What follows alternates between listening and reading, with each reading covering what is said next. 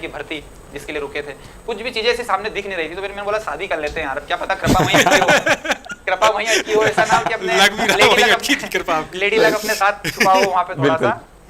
तो 20 में शादी प्लान मान कर मैं ठीक है उनको तो कम से कम दे कि उनको वो चाहते हैं कि नहीं करना तो फिर और ठीक है उनको विकल्प तराश में दो। मैंने बोला मैंने पापा शादी तो वहीं करेंगे, पापा समझ गए क्या है कि इसकी बात होती है, कुछ ना कुछ तो होती है। तो उन्होंने बोला चलो ठीक है, तो वो फिर मान गए सब 2-3 साल के लिए, क्योंकि उन्हें भी ऐसा लगा कि बाद में 10 किलोमीटर दूर था और पता चला कि पिताजी का ऐसा हो गया कि उनका मतलब फोन आया कि वो वहाँ पे एक, तो मुझे ऐसा लगा कि यार कि जिनके लिए कर रहा था कि वो चीजें हुई, तो उस समय बहुत मतलब ये पहली बार उस बारे में कहीं बोल रहा हूँ। हाँ नहीं, अरे देखो ये चीजें इसी है जीवन में कि जो है रियल जिनके लिए कर रहा था, और मैं समझ ही नहीं पाया मतलब मैं क्या करूँ। एक 2 दोस्त थे साथ में, वो घर भी नहीं ले गए क्योंकि शाम को किसी घटना हुई तो सुबह अंतिम संस्कार होना था। हाँ। तो फिर पता चला कि मतलब पिताजी का ऐसा देहांत हो गया, तो फिर वही बैठा रहा शाम को, मतलब मैं रो भी नहीं पाया उस दिन। कैसे रो, वो लोग बोल रहे कि थोड़ा तो मतलब नहीं रो पाया मैं उस दिन की यार, जिनके लिए कर रहा था वो चीजें आज। तो फिर ये चीजें हुई, सब धीरे धीरे वापस हुआ। फिर देखा घर वालों ने, भैया मतलब मेरे भैया पिता समतुल्य आज भी, वो भी नहीं पढ़े लिखे बिल्कुल। उन्होंने बोला कि यार ठीक है पापा के साथ ऐसा हुआ है तो वो जहाँ भी होंगे वो चीज़ें देख रहे होंगे। उन्होंने फिर प्रेरणा दी कि यार आज अगर अपन हार के बैठ गए, और मतलब सर अगर मैं आज गांव पे जाता हूँ तो मेरे गांव में सबसे ज़्यादा खुशी इस बात की होती है कि मेरा सिलेक्शन हुआ, लेकिन उससे 2 गुना कम होता है कि मेरे पापा नहीं देख पाए, क्योंकि वो बिल्कुल नहीं पढ़े लिखे थे और उन्होंने यहाँ तक पहुँचाया। तो लोगों को मतलब बहुत हैं हमारे यहाँ ऐसे कि वो मतलब खुशी से ज़्यादा गम होता हूँ, और उस गम के लिए मैं खुश हूँ। क्या उसके पिता नहीं देख पाए ये चीज़ कि आज एमपी में टॉप किया, जो कि मैं 2010 और 2012 में था मेरा ऐसा है कि मैं एमपी में टॉप मारना है बस एक बार कभी। तो वो जब आज मैं रिजल्ट जाके देखता हूँ तो उनको ऐसा गम, जब मैं अभी गांव पे पहली बार अभी 8-10 दिन पहले आया तो स्वागत किया, तो लोगों की आंखों में आंसू थे कि यार हाँ, कि वाकई में ये चीजें करके हुई। तो वही हुआ, फिर वही वापस प्रेरणा सर, और सबसे मतलब यही सच्ची श्रद्धांजलि है आपकी। हाँ सर, पिताजी के लिए इससे अच्छा कुछ श्रद्धांजलि नहीं हो सकती आपकी। और मैं जस्ट और सबसे मतलब भगवान, तो यार ऐसा ही तो आ ही नहीं रही है, ऐसा उस समय भी ऐसा है कि कोई ठिकाने नहीं। फिर थोड़ा सा मेरा फॉरेस्ट के प्रति भी रुझान हुआ, क्योंकि ये उस समय का ऑब्जेक्टिव एग्जाम होने लगे। और इस दौरान सर ये भी बता दूं कि मेरे 16 से प्रीलिम्स लगातार निकल ही रहे थे पीएससी। 16 में निकला, 17 में निकला, 18 में निकला सारे, लेकिन क्या होता है कि मेंस मतलब वो लिखने की शैली नहीं थी मुझ में। एक बार मैंने 18-19 में ट्राई किया, उस समय क्या हुआ सर, थोड़ा सा क्या है कि जब इंदौर की हवा भी मुझे लगी 2013 में क्या है कि होलकर में था, और होलकर क्या बख्शता नहीं है किसी को सर, मतलब ऐसा नहीं कि आपने थोड़ा लिखा तो आपको पास कर देगा, आपको पढ़ना ही पड़ेगा। मेरा पसंद तो हाथ ना चलने के कारण सर फेल भी हो गया, मतलब पूरा साल मेरा खराब 2013। अब घर वालों को क्या बताएं सर, वही 20-22 हज़ार फीस कैसे उन्होंने भरी है, कैसे इंदौर फेल हो गया रनिंग में वापस, दूसरी बार कांस्टेबल लगातार। फिर अब घर वाले मतलब ये सर घर बात होंगे, फिर वापस फेल हुआ तो मैंने अब क्या करें, फिर फेल, फिर वापस मैं उस समय क्या सर बीएससी छोड़ने का इरादा कर लिया था मैंने। भोज यूनिवर्सिटी में मैं बीए में प्राइवेट एडमिशन लेने वाला था, पहुंच भी गया मैं देवास, सारे फॉर्म भी भर दिए। फिर वहाँ थोड़ी समस्या, उन्होंने ऐसा बोला कि आपके वहाँ से करवा लो, वहाँ थोड़ा परेशान हुआ एडमिशन की, गोल्ड लगा दो और काम खत्म। मतलब जीवन में मैं ये चाहता था कि लोग मुझे फॉलो ना करें कि 10-11 साल में 2024 में नौकरी लगा, मैं ये कभी नहीं चाहता कि आप मेरी स्ट्रेटेजी फॉलो करें, क्योंकि इतना समय हर आदमी के लिए सहना बहुत मुश्किल होता है। मैंने जो चीज़ सही है ये में व्यर्थ है कि मुझे बस ऐसा ही बनना है, मतलब वो मेरा एक समय से ऐसा हो गया था कि बस एक ही प्लान था कि ऐसा ही बनना है, बस उसके अलावा कुछ नहीं करना है। अच्छी एग्जाम है, बढ़िया 2 स्टार हैं, बुलेट पे घूमेंगे, करेंगे, ये काम था सारा। और आप भी देखते हो पुलिस का पावर गाँव में थोड़ा अलग ही झांकी वाली है, तो ऐसा लगा कि और घर वाले इंग्लिश शुरू से बेवफा रही थी सर, तो सबसे ज्यादा कहीं मुझे इंग्लिश नहीं थी सर। 165 नंबर थे मेरे एसआई में, उसी दौरान मेरा जेल प्रहरी में भी अच्छे नंबर थे। ASI assistant sub inspector constable के साथ होती थी, जिनमें बीएससी सीएस वाले फॉर्म डाल सकते थे, उसमें मेरे पूरे एमपी में सेकंड हाईएस्ट नंबर थे रिटर्न में, लेकिन फिजिकल बाकी था। अब तीनों एग्जाम हो गए, अब उस समय फिर दौर होता है फिजिकल का स्टार्ट। सबसे पहले फिजिकल था एएसआई का, फिर था एसआई का, और फिर था जेल प्रहरी का, और उसी दौरान पटवारी की भर्ती भी आ गई थी।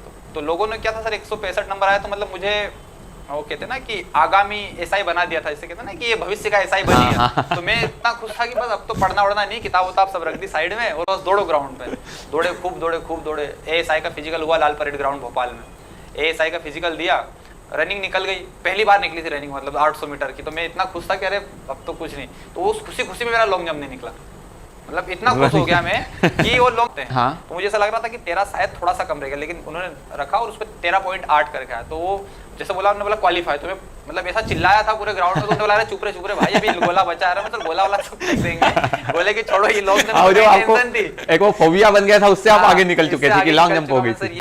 30 दिन में रिजल्ट आ गया था हमारा एसआई का फाइनल। एसआई का रिजल्ट आता है, एक दोस्त का फोन आया कि यार क्या हुआ, तुमने यार मैंने तो नहीं देखा अभी। तो फिर एक का फोन आया तो मुझे समझाने लग गया भाई ऐसा वैसा, ये नहीं करना वो नहीं करना है। मतलब उसे ऐसा लगा कि इतना हर्ट होगा रिजल्ट से कि ये कुछ कर ना ले। हाँ, तो मैंने उसको बोला, मैं सीधी बोलना ही नहीं हुआ है, हाँ, तो इतनी कहानी क्यों घुमा रहा है तू कि ऐसा।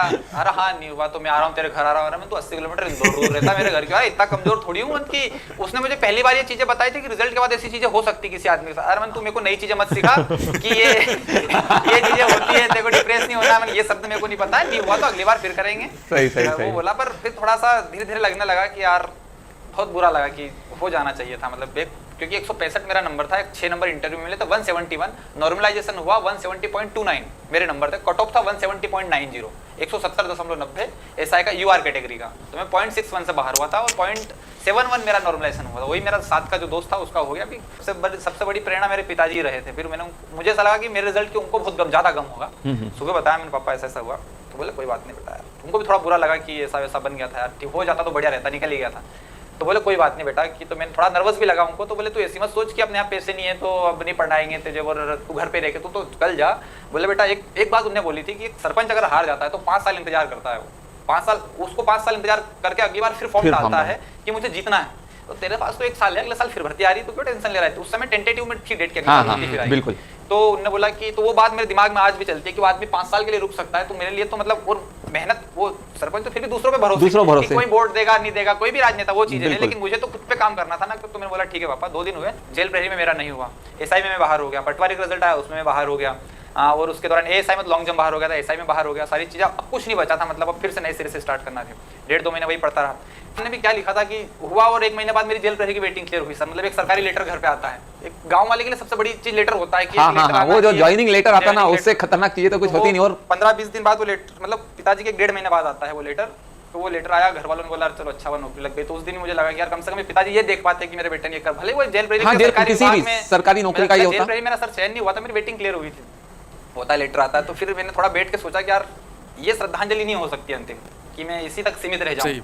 फिर मैंने भैया को बोला कि मैं ये नहीं करूंगा। तो उन्होंने बोला यार सरकारी नौकरी है छोड़ना, क्योंकि सर बहुत से गांव में ऐसे उदाहरण है कि जिन्होंने सरकारी नौकरी छोड़ी है, मतलब आज वो 60-60 साल के, लेकिन वो बोलते बेटा ये हमें नहीं करना था। तो मुझे ऐसा लगना था कि ये इतिहास मतलब मैं दोहरा ना दूं, मुझे इस इतिहास का हिस्सा नहीं बनना था कि लोग कहे कि इसका उस समय हो गया था, आज देखो गाँव में ये क्या खर्रा पड़ा हुआ है। कि मतलब छोड़ा है तो फिर उससे दोगुनी मेहनत करके कुछ और अच्छा करना है। फिर ये हुई और 2018 में रिजल्ट आया। और फिर मतलब 2018-19 किसी भी एस्पिरेंट के लिए सर सबसे बुरा दौर रहा था। 2018-19 में भर्ती का सूखा हो गया था, वैकेंसी के लाले पड़ गए थे। मतलब कोई वैकेंसी, उस दौरान ग्रुप 2 सब ग्रुप 4 जैसी एग्जाम हुई, 1-1 नंबर के लिए मेरा बाहर भी हुआ, 1-1 2-2 नंबर के लिए। तो 2018-19 का दौर ऐसा चला कि मतलब बहुत भयंकर दौर रहा वो।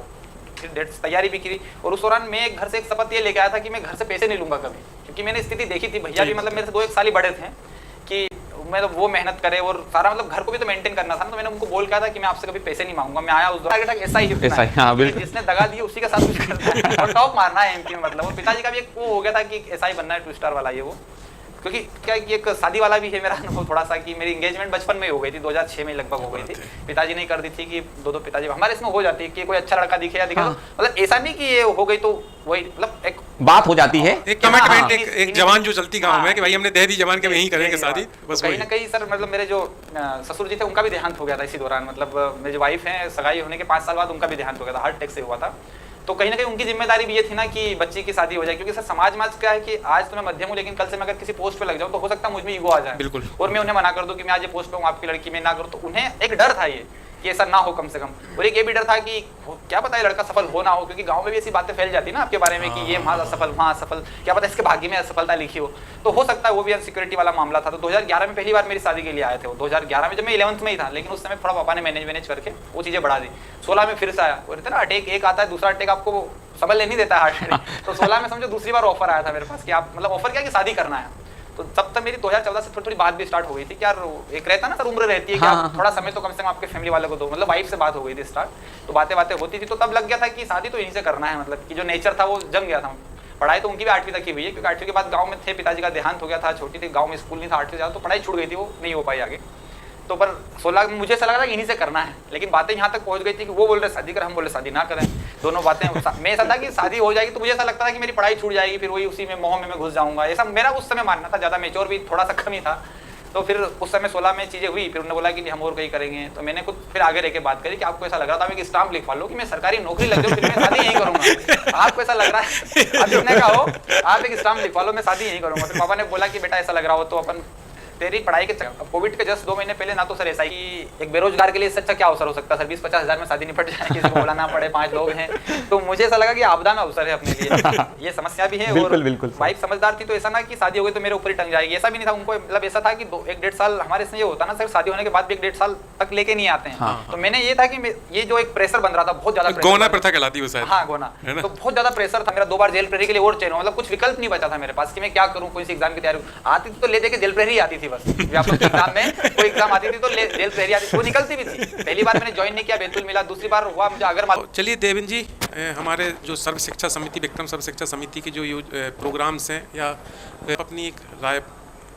सर जैसा कि वीएस एजुकेशन जो आज मतलब बहुत कम पैसों में ये चीज़ उपलब्ध करवा रहा है, तो मेरे हिसाब से ये बहुत रेयर केस में दिखने को मिलता है, क्योंकि आजकल ना सर शिक्षा का पूंजीवाद बहुत ज़्यादा बढ़ चुका है। और प्राइवेट गवर्नमेंट इंस्टीट्यूट तो चलो ठीक है, मान लेते हैं एक बार कि वो तो बहुत कम में करवाते हैं, लेकिन प्राइवेट इंस्टीट्यूट अगर ये चीज़ करवा रहा तो अपने आप में एक बहुत बड़ी बात है। तो ऐसे प्रोग्राम्स को सर मेरे हिसाब से और बढ़ावा मिलना चाहिए। फ्यूचर में अगर आप कहीं सहयोग दे पाएँ तो हमें उम्मीद है कि हमारे किफ़ायती शिक्षा मिशन में आप जरूर सर, क्योंकि हमारा मिशन ऐसे ही लोगों से आगे बढ़ रहा है कि जो भाई कुछ अधिकारी वर्गों का एक बड़ा सपोर्ट है, हमें भोपाल लेवल पे भी जुड़ते हैं। अब हालांकि अब जो है आपको कि आप भी जिस क्षेत्र में जाएँ, 2, 4, 3 बच्चे 5 बच्चों का भी आप एक लक्ष्य ले लें, तो ना कहीं जो आपने संघर्ष किया वो हो सकता है कि वहाँ जो बच्चे हों वो संघर्ष कर रहे हैं, वो हो सकता है बहुत जल्दी उस चीज़ को पालें। ठीक सर, बिल्कुल मैं नक्शा हमारा भी सपोर्ट है। ये तो सर आज कहें फ्रेंड्स कैसे हैं आप सभी लोग, और उम्मीद कर रहा हूँ बहुत स्वस्थ होंगे, और जिस भी वर्क को आप कर रहे हो, चाहे स्टूडेंट के तौर पे कर रहे हो और कोई किसी वर्क में आप जुड़े हों, तो आपके लिए शुभकामनाएं हैं कि उस वर्क में आप ऐसे ही आगे बढ़ते रहें। और स्टूडेंट हैं तो आपको ईश्वर जल्दी सफलता पहुँचाए, क्योंकि मेन मकसद स्टूडेंट का एक लक्ष्य को पाना होता है। चलिए ठीक है, अब जैसा कि आप देख रहे होंगे लगातार हम लोग विभिन्न टॉपर्स जो मध्य प्रदेश में बने हैं विभिन्न एग्जाम्स के, आपने इसके पहले भी देखे हैं, सिविल सर्विस में बड़े स्तर पे हम लोग पहले सेशन कर चुके हैं। उसी क्रम को आगे बढ़ाते हुए आज हम लोग फॉरेस्ट सर्विस के कुछ हमारे साथ चयनित कैंडिडेट हैं जो जस्ट अभी रिजल्ट आया हुआ है, और एक है कि इंदौर में अभी मैं आया था इस सेशन को करने के लिए। और पहले तो मैं कुलदीप जी को बहुत विशेष आभार व्यक्त करूंगा कि हमारे साथ में उन्होंने प्रोग्राम किया और कहीं ना कहीं बहुत सारे स्टूडेंट्स उसमें चयनित हुए। हालांकि ये बोलना 100% सही नहीं है कि पूरी हमारी मेहनत है, स्टूडेंट्स की भी बहुत मेहनत रहती है, लेकिन हाँ कहीं ना कहीं हम उनकी इस जर्नी में कुछ सहयोगी बन पाए, भले 5% 10% जो भी उनके रहा हो, तो ये हमारे लिए बड़े खुशी का विषय रहता है। और फिर सबसे इंपॉर्टेंट पॉइंट कि हम लोग लाइव सेशन क्यों करते हैं, क्योंकि क्या है एग्ज़ाम करने की जो जर्नी होती है हर स्टूडेंट की बहुत अलग अलग होती है। भाई आप अगर देखोगे आज हमारे साथ जो 7 लोग हैं, 7 की जर्नी बहुत अलग है, और हम लोग एक मंच पे इसलिए कर रहे हैं क्योंकि आप लोग भी सुनने वाले हैं, सब डिफरेंट पृष्ठभूमि के हैं, सबके डिफरेंट आपके जो आर्थिक संसाधन हैं वो हैं, तो मतलब कोई मैच नहीं करता उसमें। तो इसी को हम लोग सोचा था एक मंच पे आपको बताएंगे, तो हो सकता है कि सभी के जवाब एक ही मंच पे हमारे मिल जाए, क्योंकि अभी तक हम लोग सिंगल कर रहे थे। तो ठीक है, इस सेशन को आगे बढ़ाएं। तो मैं पहले कुलदीप जी के बारे में बता चुके, हमारे मेन मेंटर रहे हैं फॉरेस्ट सर्विस में, जो इंदौर में रहे। उन्होंने लगातार स्टूडेंट्स को और बड़े स्तर पे, मुझे लगता है कि पिछले सालों इस साल को देख लिया जाए तो मुझे लग रहा है कि एक बड़े स्तर पे फॉरेस्ट सर्विस के स्टूडेंट कहीं ना कहीं कुलदीप जी से जुड़े रहे हैं और लाभान्वित भी रहे हैं। तो चलिए सबसे पहले मैं एक इंट्रो करा दूं, फिर कुलदीप जी सबके बारे में बताएंगे, क्योंकि एक जर्नी है विशेष सबकी, और आप सुनोगे तो आपको भी बहुत अच्छा लगेगा कि कैसे उन्होंने मैनेज करी चीज़ों को। सबसे पहले मैं देवेंद्र जी का इंट्रो कराऊंगा। देवेंद्र जी रैंक 1 है आपके सामने में, और मुझे बताते हुए बड़ी खुशी हो रही है कि इस दौर मतलब इस सफलता को पाने के लिए उनका एक लंबा संघर्ष रहा है। हालांकि वो अपने मुँह से इस चीज़ को बताएं, क्योंकि हम लोग तो खैर देखने वाले हैं, लेकिन उन्होंने उस चीज़ को फील किया है, जिया है ना। तो देवेंद्र जी के बारे में बता दिए। फिर हमारे साथ अंकित जी हैं, वो भी ACF के पद पे चयनित हुए हैं। तो पहले तो शुभकामनाएं देवेंद्र जी को और अंकित जी को, दोनों को। और आगामी जिस टाइप से आपने ये सफलता पाई, संघर्ष, उम्मीद है कि आप ऐसे ही अपने जॉब में भी हमें 10 साल बाद 5 साल बाद नाम सुनने को मिले कि आज अपने देवेंद्र जी और अंकित जी ने कोई ज़बरदस्त काम किया अपने क्षेत्र में। अब आगे मैं शिवम है हमारे साथ में, पुष्कर जी हमारे साथ में, अपने रजत जी हैं, मोहन जी हैं और नागर जी हैं। सबसे बड़ी चीज़ बता दूंगा आपको कि सभी की पृष्ठभूमि बहुत अलग अलग है, सबकी तैयारी करने के हैं, तो आपको बहुत अच्छा लगेगा ये सेशन देख के, बड़ा डिफरेंट टाइप का सेशन है। चलिए मैं कुलदीप जी को बोलूँगा कि कुछ पहले हल्का सबके बारे में बताएं, या सबके लिए कुछ एक होता है कि शुभकामना संदेश दें, फिर हम लोग इस सेशन को आगे बढ़ाएंगे। यहाँ पर आज जितने भी सभी आए हैं अधिकारी, सभी अधिकारी को बहुत बहुत शुभकामनाएं। धन्यवाद सर। मैंने आप लोगों को जब आप इंटरव्यू देने के लिए गए थे उसके पहले भी देखा था, उसके बाद भी देखा, और जिस प्रकार से आपका सभी का सिलेक्शन होने के बाद में मेरी जो चर्चाएं हुई उसके बाद में आपने पाया कि एक स्टूडेंट की लाइफ में और उनके पेरेंट्स को जो चीज़ें चाहिए, मेरे ख्याल से उससे अच्छा दिन कभी किसी का होता नहीं है कि जिस दिन आपका सिलेक्शन लिस्ट में नाम आता है और पेरेंट्स को आप कॉल करते हैं कि मेरा सिलेक्शन हो गया, मैं अधिकारी बन गया, उस दिन आप तो खुश होते ही होते हैं, अपने पेरेंट्स धन्य हो जाते हैं कि आज हमने एक ऐसे बच्चे को जन्म दिया था जो सबसे पहली बार हमारे गोद में आया था और रोया था। और उस दिन भी उन पेरेंट्स की आंखों में आंसू होंगे और वो खुशी के आंसू होंगे। और वो एक पेरेंट्स ही जानता है कि जब वो बच्चा सक्सेस होता है तो क्या चीज़ें होती है, और वो पैसे में कभी खरीदी नहीं जा सकती, वो इस लेवल की होती है। और यही चीज़ें आज मैं कहूँ सर, जिस दिन रिजल्ट आया था मैंने सभी के स्टेटस देखे, बहुत अल्टीमेट चल रहे थे। अब कहीं पर पेरेंट्स का बहुत अच्छा सहयोग होता है, कहीं पर दोस्तों का बहुत अच्छा सहयोग होता है, जो लाइफ में और आगे कहीं पर भाई बहनों का सहयोग होता है, सभी के मैंने स्टेटस देखे। अब आज हम शुरू करेंगे तो जैसे जैसे आते जाएंगे मैं सभी के बारे में बताते जाऊंगा। सबसे पहले हम देवेंद्र जी से ही चर्चा करें। इनके जो दोस्त थे, पेरेंट्स तो थे ही थे, और आप सभी को मैं बताऊं कि मैं जैसे लाइव क्लासेस भी ले रहा था, बहुत सारे बच्चों ने मुझे कहा था कि सर देवेंद्र जी पटेल सर आए तो आप उनकी जर्नी जरूर बताइएगा। तो आज मैं बिल्कुल आप सभी से कमिटमेंट करता, जो मैंने किया भी था कि मैं बताता, वो एक हो सकता है कि अतिशयोक्ति होती, लेकिन आज खुद से पूछेंगे, आप वो खुद बताएंगे, तब आपको रियल में पता चलेगा कि क्या होता है संघर्ष, और संघर्ष के साथ में कैसे किया जाता है। मैंने जैसे भी सिलेक्शन हुआ, इनके स्टेटस बड़े अच्छे थे, और मैंने रियल कहूँ कि मैंने इनके स्टेटस को देखा तो मैंने इनसे पूछा भी किन्होंने, ये कौन है, ये कौन है। तो मैं कुछ लाइनें जो इनके दोस्तों ने लिखी थी उसी के साथ में बताना चाहूंगा कि इनके दोस्तों ने लिखा था कि बेहतर से खूब बढ़कर तलाश किया, मिला था तुझे भी दरिया पर तूने समंदर तलाश किया। ये देवेंद्र जी के दोस्तों ने लिखा था। और भी मैं आगे कहूं तो मैंने बिल्कुल जितने स्टेटस देखे उसी समय मेरे से भी रहा नहीं गया, मैंने खुद देवेंद्र जी को कॉल किया कि वाकई में सैल्यूट है। फिर मेरी इनसे चर्चा हुई, उस दिन हमारी चर्चा हुई तो उन्होंने मुझे पूरी जर्नी बताई कि कैसे कैसे क्या क्या किया। उस दिन मैंने कहा कि वाकई में पटेल जी सैल्यूट है, सैल्यूट करता हूं कि आपने इतने ड्यूरेशन में अपने आप को बनाए रखा, पूरी चीजों को बनाए रखा। जो लाइफ में नेगेटिविटी आती, जैसे मैं बच्चों से भी कहूं कि बच्चों के साथ में भी क्या होता है, हम बहुत अच्छा एफर्ट लगाते हैं लेकिन आसपास में इतनी नेगेटिविटी होती, इतनी नेगेटिविटी कि फिर धीरे धीरे हम हमारा मोरल डाउन करते जाते हैं। लेकिन पटेल जी में यही चीज मैंने देखी कि इन्होंने मोरल डाउन नहीं होने दिया, अपनी चीजों में लगे रहे, और लगने के बाद में एक ठोकर खाने के बाद भी वापस से कुछ समय में उसी प्रकार से तैयार हो जाना और एक दिन इस लेवल पर पहुंच जाना कि वाकई में उन्होंने जो कर दिखाया। सर एक इनके मित्र का ही एक कोर्स लिखा था, उन्होंने लिखा था कि कलंदर दिल है संगमरमर के मकानों में नहीं मिलता, कलंदर दिल है संगमरमर के मकानों में नहीं मिलता, तू असली घी है यार क्योंकि तू बनियों की दुकानों में नहीं मिलता, तू बनियों की दुकानों में नहीं मिलता। वाकई में इतनी जबरदस्त अल्टीमेट चीजें इन्होंने लिखी थी। फिर एक और मित्र का था सर, उसको भी मैं बताना चाहूंगा कि उन्होंने लिखा था कि जब तक तोड़ेंगे नहीं तब तक छोड़ेंगे नहीं, जब तक तोड़ेंगे नहीं तब तक छोड़ेंगे नहीं। फिर लिखता है कि अब हम कह सकते हैं कि तोड़ दिया फोड़ दिया जमाने का रुख मोड़ दिया। सभी की सभी चीजें हैं। ये अभी हमने देवेंद्र जी के बारे में बताई।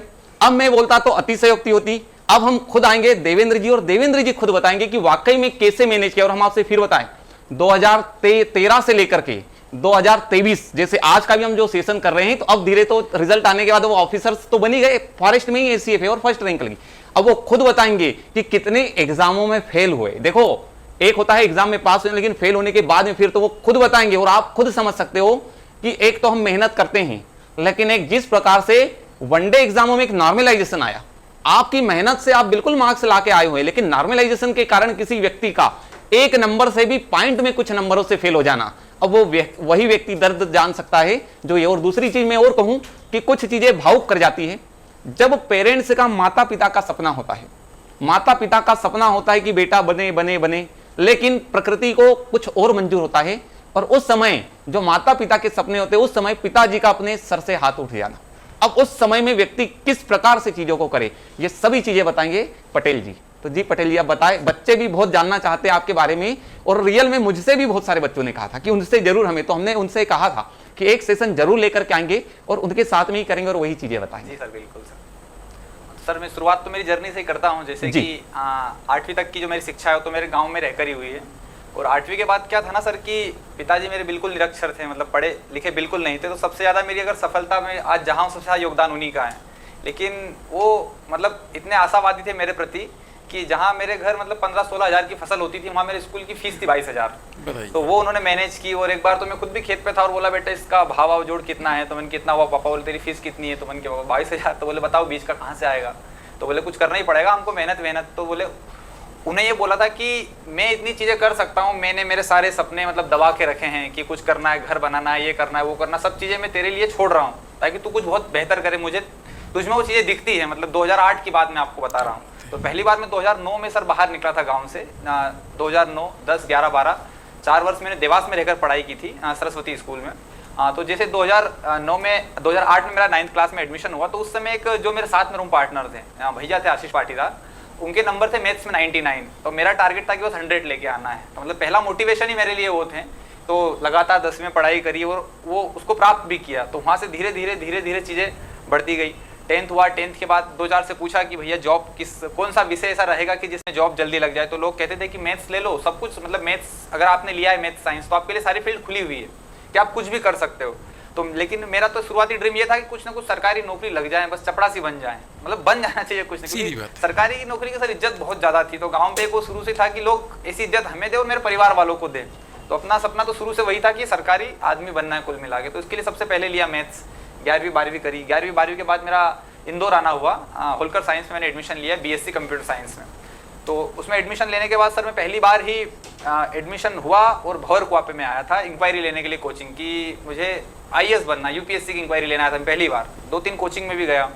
तो उस समय 2013 में फीस थी समथिंग 1.5 लाख रुपए। अब बताइए। तो 1.5 लाख रुपए 2013 में फीस थी। तो एक मेरा दोस्त भी था चेतन, हम दोनों आए थे। तो मैंने कहा यार इतना तो अपना घर वाले नहीं कर पाएंगे, तो अपन कुछ दूसरा रास्ता चुनते हैं, प्लान B चुनते हैं। इसको मतलब इस चीज़ को करेंगे लेकिन एक कुछ ना कुछ जॉब ले लेते हैं पहले, ताकि खर्चा खुद निकाल के खुद पढ़ सकें आगे। तो हमने फिर सोचा कि क्या करें। तो उस समय क्या MP पुलिस हुआ करती थी सर। तो MP पुलिस का मैंने सोचा कि चलो MP पुलिस कर लेते हैं। तो MP पुलिस का फॉर्म भी भरा और फर्स्ट अटेम्प्ट में मेरा 2013 में भी निकल गया था। 2013 में निकला। अब पहले तो क्या सर मतलब ये जब आपको सफलता मिलती तो आप फूले नहीं समाते हैं कि बस बन गए कांस्टेबल ऐसा ये वो। तो उस समय क्या मात्र फिजिकल हुआ करता था। ये फिजिकल में सिर्फ रनिंग हुआ करती थी, लॉन्ग जंप शॉर्ट पुट दोनों नहीं थे। 800 मीटर था। एक दिन गए ग्राउंड देख लिया और बोला गांव के हैं दौड़ जाएंगे ऐसे फॉर्म में प्रैक्टिस करी नहीं, 2-3 दिन प्रैक्टिस करी। मेरा फिजिकल सेंटर आया ग्वालियर, वहाँ गए तो साढ़े मतलब वो इतना आसान भी नहीं है जितना मुझे लग रहा था। तो मैं बाहर हो गया। फिर जब दौड़ के आया बाहर हुआ तो मुझे ऐसा लगा कि यार चीज़ें सरकारी नौकरी इतनी आसान भी नहीं है जितना मुझे लगता है। कि आप सोचा 800 मीटर है, 2-3 दिन दौड़ के चीज़ें हो जाएगी। वाकई में लगा कि मेहनत अब करना पड़ेगी, थोड़ी मेहनत तो करना पड़ेगी। भले आप कांस्टेबल के लिए पढ़ रहे हो या किसी भी एग्जाम के लिए पढ़ रहे हो, मेहनत तो आपको करना पड़ेगी। पहले पढ़ने में मेहनत, फिर ग्राउंड पे मेहनत। अब ये चीज़ें हुई। फिर उस समय क्या हुआ सर, थोड़ा सा क्या है कि जब इंदौर की हवा भी मुझे लगी 2013 में क्या है कि होलकर में था और होलकर क्या बख्शता नहीं है किसी को सर। मतलब ऐसा नहीं कि आपने थोड़ा लिखा तो आपको पास कर देगा, आपको पढ़ना ही पड़ेगा। मेरा पसंदीदा सब्जेक्ट था मैथ्स, उसी में मेरा बैक लगा सेकंड सेम में बैक लगा। और होलकर का ये ट्रेडिशन था कि जैसे कि आपको 80 या बैक लगाए तो उसके जस्ट 2 महीने बाद आपकी एग्जाम होती है, जैसा 10th 12th में होता है। अगर आप उस एग्जाम में फेल हो तो आपका पूरा साल खराब। ऐसा नहीं कि आप अगले साल दो, फिर अगले साल दो, जो अभी होता है। तो मैथ्स में 80 आ गई। 80 में फिर फॉर्म में था मैं, क्या 80 निकाल देंगे ऐसा वैसा। लेकिन वो मतलब मैं 12th तक बहुत अच्छे परसेंटेज से पास हो रहा था। गांव में भी बहुत बार मुझे पुरस्कृत भी किया गया। और उसी समय एक बहुत डाउनफॉल आया कि जीवन में पहली बार 80 आना। तो जब मैं उस हॉल में बैठा परीक्षा तो हाथ नहीं चल रहे थे, मतलब कि मैं कौन सी परीक्षा दे रहा हूँ। तो हाथ ना चलने के कारण सर फेल भी हो गया, मतलब पूरा साल मेरा खराब 2013। अब घर वालों को क्या बताएं सर, वही 20-22 हज़ार फीस कैसे उन्होंने भरी है, कैसे इंदौर। पहली बात तो देवास का खर्चा उठाना बहुत मुश्किल था, लेकिन इंदौर में कहीं वही खर्चा 2-3 गुना बढ़ जाता है आपका। इंदौर आए तो फिर सोचा क्या कैसे बताएं। तो फिर मैंने सोचा कोई एक ऐसा रिजल्ट उनको दूं कि वो खुशी खुशी में मैं ये चीज़ भी उनको बता दूं। फिर कांस्टेबल आई वापस, 2013-14 की बात है। उस समय क्या 14-15 में एक साल में 2 कांस्टेबल आई थी। तो क्योंकि 12th सर हुआ था मेरा, तो 12th के बाद मैं उसी एग्जाम को दे सकता था। फॉरेस्ट गार्ड थी, जेल प्रहरी थी, लेकिन ये दोनों उस समय थी नहीं। फिर मैंने कांस्टेबल दिया, फिर मेरा हो गया। फिर रनिंग के लिए फिर मेहनत करी, लेकिन फिर फेल हो गया रनिंग में वापस। दूसरी बार कांस्टेबल लगातार। फिर अब घर वाले मतलब ये सर घर वालों को एक सरप्राइज देना था कि मेरा कांस्टेबल, मैंने इस समय सोचा था कि हाँ ज्वाइन कर लेंगे, लेकिन घर वालों को ये चीज़ एकदम नहीं बता सकता था ना कि मैं फेल हो गया। वो कितना हाथ होंगे। फिर वापस फेल हुआ तो मैंने कहा क्या करें। फिर वापस मैंने उस समय क्या सर BSc छोड़ने का इरादा कर लिया था। मैंने भोज यूनिवर्सिटी में मैं BA में प्राइवेट एडमिशन लेने वाला था। पहुँच भी गया मैं देवास, सारे फॉर्म भी भर दिए। फिर वहाँ थोड़ी समस्या, उन्होंने ऐसा बोला कि आपके वहाँ से करवा लो। वहाँ थोड़ा परेशान हुआ एडमिशन के चक्कर में। फिर ऐसे आराम से बैठा एक दिन यार इतनी हालत तो खराब नहीं है कि मैं बीएससी पास नहीं कर सकता। मतलब मुझे ऐसा लगने लगा था कि बीएससी व्यर्थ है मेरे लिए, कि मैं जब सिविल सेवा या कंपटीशन एग्जाम की मुझे तैयारी करना है तो वो तो मैं क्यों बीएससी में इतना पढूं, वो चीजें मुझे काम नहीं आ रही थी। फिर मैंने सोचा कि नहीं यार, ये जो चीजें सब स्टैंडर्ड, मतलब जो सब चीजें फिक्स की गई है वो ऐसे नहीं की गई है फिक्स कि आप ऐसे ही कर लो। तो मैंने सोचा कि नहीं, मुझे वापस देवास से एडमिशन फिर से आया और होलकर में फिर से एडमिशन लिया, कि क्योंकि सर मेरे साथ वाले सब आगे जा चुके थे, अब वही सब आगे, मैं पीछे नए बच्चों के साथ बैठना, सब मेरे साथ वाले मेरे सीनियर बन गए थे। तो वो चीज़ों को मैं फेस थोड़ा सा ऐसा चाह रहा था कि कैसे फेस करूंगा, इसलिए बीए करने पहुंचा। लेकिन फिर सोचा कि नहीं, होलकर जैसा कॉलेज, मतलब अपने एमपी का सबसे अच्छा कॉलेज माना जाता है बीएससी में, कि यार उसमें एडमिशन उसी में पास करना है। वापस उसमें सेकंड ईयर में एडमिशन लिया, फिर थोड़ा अपने आप को समय दिया। जो मैं जल्दबाजी कर रहा था कि यहाँ लग जाऊँ वहाँ लग जाऊँ, फिर मुझे समझ में आई चीज़ें कि इतनी जल्दी नहीं करना चाहिए, थोड़ा मेहनत अपने आप पे करना चाहिए। कि ठीक है वो एक दो बार एग्जाम हो सकता है तुक्के में निकल गई हो, मैथ्स थोड़ा मेरा ठीक था, मैथ्स का उसमें मैथ्स और रीजनिंग आप भी देखते हो कांस्टेबल में बोल वाला रहता है थोड़ा सा, कि हो सकता है उसके कारण निकल गई हो। फिर थोड़ा शांति से बैठा और सोचा कि अब थोड़ी कांस्टेबल से, मतलब ऐसा कि थोड़ी ऐसी एक ही बार तैयारी करूँ, और मतलब मेरा ऐसा था कि एक बार नौकरी लग के फिर पढ़ना नहीं, मतलब एक ही रहता ना, एक ऐसा शॉट मारो कि गोल्ड लगा दो और काम खत्म। मतलब जीवन में मैं ये चाहता था कि लोग मुझे फॉलो ना करें कि 10-11 साल में 2024 में नौकरी लगा। मैं ये कभी नहीं चाहता कि आप मेरी स्ट्रेटेजी फॉलो करें, क्योंकि इतना समय हर आदमी के लिए सहना बहुत मुश्किल होता है। मैंने जो चीज़ सही है ये मैं नहीं चाहता कि कोई दूसरा लोग सहे। तो फिर सोचा कि यार ऐसी कौन सी एग्जाम है कि वनडे एग्जाम, क्योंकि सर ऑब्जेक्टिव के लिए मैं शुरू से थोड़ा सा अच्छा ऑब्जेक्टिव के लिए तैयारी करी थी, और ऐसा था कि ऑब्जेक्टिव मतलब वनडे एग्जाम मुझे करना था कि एक एग्जाम दूं और निकल जाऊं। फिर एसआई को टारगेट किया कि एसआई अच्छे से करना है। एसआई के लिए सारी चीजें करी। 2016 में मेरा ग्रेजुएशन हुआ, जो 2015 में कंप्लीट होने वाला था, लेकिन एक वर्ष लेट हुआ। तो 2015 की एसआई तो मैं दे नहीं पाया, 16 की एसआई दी। उस समय सिंहस्थ भी था, तो अप्रैल में हमारी एग्जाम कंप्लीट हो गई थी और जून तक एक रिजल्ट आ गया था। एसआई 2016 वाली लगभग अगस्त सितंबर में थी, तो 2-3 महीने मुझे मिले तैयारी के। वहाँ पे मैंने खूब तैयारी करी और उस समय मुझे आया 140 नंबर और सिलेक्शन हुआ था 150 पे, तो 10 नंबर वहाँ बाहर हुआ। और वहाँ से फिर जिस दिन एग्जाम दे के आया था, मेरे साथ वाले 2 लड़के थे, उनका सिलेक्शन भी हुआ। तो पहली बात तो एग्जाम दे के आया, 2-3 दिन पता चल ही जाता ना क्या माहौल है, कितना कट ऑफ जाना। ऑनलाइन 2016 से ऑनलाइन एग्जाम चालू हो चुकी थी। एसआई का पेपर पहली बार 2016 में ऑनलाइन हुआ था। आया, दे के आया और फिर लगा यार 140 नंबर में तो अपना काम होना नहीं है। जो आज 150 है वो अगले साल कट ऑफ में 10 ऐसा हमेशा मान के चलता था कि 10 नंबर बढ़ना है। आज अगर 500 पोस्ट है, कल 1000 पोस्ट अगर आ रही है एसआई, तो फिर भी 10 नंबर तो बढ़ना ही है। ये निश्चित, ये चीजें मैंने इतने समय में ऑब्जर्व की है। अगर किसी को ऐसा लगता है कि 200 पोस्ट है, अगले साल 400 पोस्ट है, तो कट ऑफ कम हो जाएगा, वो होना ही नहीं, कभी नहीं होना। कट ऑफ तो बढ़ना है, क्योंकि बच्चे भी तो बढ़ रहे हैं ना। बिल्कुल। तो ऐसा एक पैमाना निर्धारित किया कि इस समय 150, 154 फाइनल लिस्ट हुआ, 154, 155, तो इसमें 10 में बढ़ा के चलो। तो 165, 170 मेरा टारगेट था कि 2017 पूरा साल उसी को डेडिकेट किया। उस दौरान मैंने कुछ चीज़ों को इग्नोर किया कि मैं मास्टर ना करूं। ऐसे मेरे बीच बीच में शिक्षा थी कि मास्टर भी कर लूँ, तो मुझे ऐसा लगता था कि ना, ये व्यर्थ है, कि मुझे बस ऐसा ही बनना है। मतलब वो मेरा एक समय से ऐसा हो गया था कि बस एक ही प्लान था कि ऐसा ही बनना है, बस उसके अलावा कुछ नहीं करना है। अच्छी एग्जाम है, बढ़िया 2 स्टार हैं, बुलेट पे घूमेंगे, करेंगे, ये काम था सारा। और आप भी देखते हो पुलिस का पावर गाँव में थोड़ा अलग ही झांकी वाली है। तो वो ऐसा लगा कि और घर वाले भी खुश, क्या रहे 2 स्टार गाँव में। तो फिर एसआई के लिए पूरा साल दिया सर, पूरा साल दिया, खूब मेहनत करी। इंग्लिश मेरी थोड़ी वीकनेस रही थी, इंग्लिश हमेशा। इंग्लिश के लिए आप एक मोटी बुक आती परफेक्ट, वो पूरी बुक को रट दी थी सर मैंने। हिंदी के लिए आप बोलोगे मैंने 7 बुक पढ़ दी थी, लुसेंट, हेराल्ड, मतलब जो बुक वो करके हिंदी को पूरी मतलब इधर उधर तहस नहस कर, इतनी भयंकर पढ़ी थी। पर इंग्लिश शुरू से बेवफा रही थी सर, तो सबसे ज्यादा तुक्का ही मुझे इंग्लिश ने दिया। थोड़ा सा मैं भी मुगालदे में था कि 2016 में मुझे 21 नंबर आए थे, वही 2017 में मुझे 4 नंबर और कम हुए। मतलब इतनी तैयारी करने के बाद जो 21 नंबर 2016 में 30 आते हैं, इंग्लिश के 30 क्वेश्चन होते हैं, तो 30 में से 2016 में मुझे 21 आ गए। तो मुझे लगा कि इसमें तो बड़ा भी होगा ना, अगर मैं साल भर तैयारी कर रहा हूँ तो ऐसा थोड़ी कि 21 ही आएंगे, एक 25 से ऊपर ही आएंगे। तो 16 में क्या कोचिंग नहीं करी थी मैंने, तो खुद से पढ़ता रहा। बाकी सब चीज़ें मेरी बहुत अच्छी थी, मतलब जीएस मेरे से अच्छा था ही, मैथ्स रीजनिंग तो वो तो मैं खुद, मतलब ऐसा था कि मैथ्स तो ऐसा काम था मेरा जैसे किसी गिलास डेली दूध पीना है, तो ऐसे मैथ्स के 50, रीजनिंग के 50 को क्वेश्चन करके ही सोता था। कोई सी भी एग्जाम तैयारी एक अलग विषय है, लेकिन मैथ रीजनिंग आपकी मांगता है प्रैक्टिस। तो डेली मैथ्स के अगर 100 क्वेश्चन ना हुए तो मतलब मुझे शाम को मेरा सिरदर्द करता था कि आज ये काम क्यों नहीं किया, जैसे खाना क्यों नहीं खाया। अगर सुबह मैथ्स कर लिया तो दिन में रीजनिंग, बाकी सब चीजें चलती रहेगी। क्योंकि एक भैया थे, उन्होंने गुरु मंत्र दिया था कि जल्दी अगर नौकरी लेना है तो मैथ रीजनिंग से आपको प्यार करना पड़ेगा। ये अगर आपका कंठस्थ है, ये पूरे में से पूरे नंबर दिलवाता है। बाकी रीजनिंग तो कभी किसी की, मतलब सॉरी रीजनिंग नहीं, जीके तो कभी किसी का सगा नहीं हुआ। क्या पता कब कहाँ से कुछ पूछ ले, उसमें फुल स्कोरिंग नहीं कर सकते जी। तो मैथ रीजनिंग इसलिए लगातार पढ़ता था। अब 17 में सर 165 नंबर थे मेरे एसआई में। उसी दौरान मेरा जेल प्रहरी में भी अच्छे नंबर थे।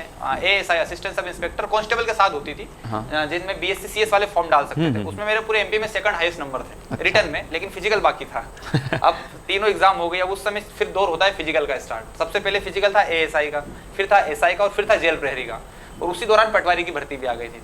तो लोगों ने क्या था सर 165 नंबर आया तो मतलब मुझे वो कहते हैं ना कि आगामी एसआई बना दिया था, जैसे कहते हैं ना कि ये भविष्य का एसआई बनी है। तो मैं इतना खुश था कि बस अब तो पढ़ना वढ़ना नहीं, किताब उताब सब रख दी साइड में और बस दौड़ो ग्राउंड पे। दौड़े खूब दौड़े। एएसआई का फिजिकल हुआ लाल परेड ग्राउंड भोपाल में।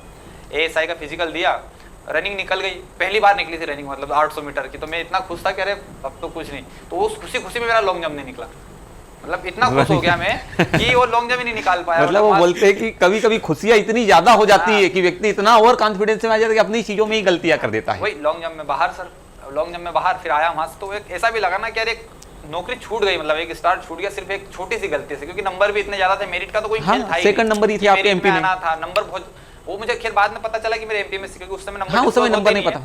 तो फिर भी एक नंबर पता चल जाता है कि आपके साथ 105 वाला फिजिकल दौड़ रहा हो और आप 140 वाले दौड़ रहे हो। एएसआई की बात कर रहा हूँ, 105 और 140 तो 35 नंबर का डिफरेंस थोड़ी आता है मेरिट में। जी। तो हो ही गया था। लेकिन फिर आया ट्रेन से, मुझे उस समय रोना भी आया थोड़ा सा। जब आया घर वालों से बात करी तो पापा ने भी बोला कि यार बेटा ठीक है, होती है चीजें, तू वहां तक पहुंचा, बहुत अच्छी बात है, ऐसा वैसा। क्योंकि सर संघर्ष तो 2013 से स्टार्ट हो गया था। 2013 में फिजिकल में बाहर, 14 में फिजिकल में बाहर, 16 में फिर फिजिकल बाहर। तो ऐसा लग रहा था कि कहीं ना कहीं अपनी तैयारी जो कर रहे हैं उनमें ही अपन कम है। फिर आया 2017 एसआई के लिए, फिर वापस कौशलेंद्र गुजर करके सर हैं, उनके साथ फिजिकल किया, बहुत बेहतर तैयारी करवाई थी उन्होंने। हम 8-10 बच्चे थे, फिर सब एसआई वाले बच्चे थे। मेरे साथ में एक लड़का है राहुल सेंधव, हम दोनों साथ में करते थे। फिर मतलब एसआई के लिए ऐसा कि सर सुबह दौड़ना, दिन में गोला फेंकना, 4 बजे लंबी कूद करना, शाम को फिर दौड़ना, रात में एक तो चेस्ट भी कम, एसआई में चेस्ट भी 81 लगता है, तो चेस्ट भी तो मेंटेन करना था, शाम को जिम जाना। मतलब 2 महीने का शेड्यूल ऐसा रहा था, बिल्कुल फुल टाइट। तो उस समय एसआई में पहली बार रनिंग निकली, फिर में 2:36 में रनिंग तो एसआई में निकल गई, 2:36 में रनिंग निकली। लॉन्ग जंप फिर आया। अब लॉन्ग जंप ना सर बहुत साइकोलॉजिकल होता है, आप 15 फीट भी कूद रहे हो लेकिन आपका फाउल हो गया तो कोई मतलब नहीं, 15 फीट कोई मतलब नहीं। तो उस पर मैंने थोड़ा काम किया, लेकिन फिर भी मेरी लॉन्ग जंप यहाँ पे भी एक फोबिया हो गया था। मैं लॉन्ग जंप का फोबिया, लॉन्ग जंप नहीं निकलेगी। गोला भी आ रहा था, रनिंग भी आ रही थी, लेकिन लॉन्ग जंप का एक तरह का फोबिया था। फिर भी पहला फाउल मार, 3 अटेम्प्ट मिलते हैं, पहला तो फाउल मार दिया।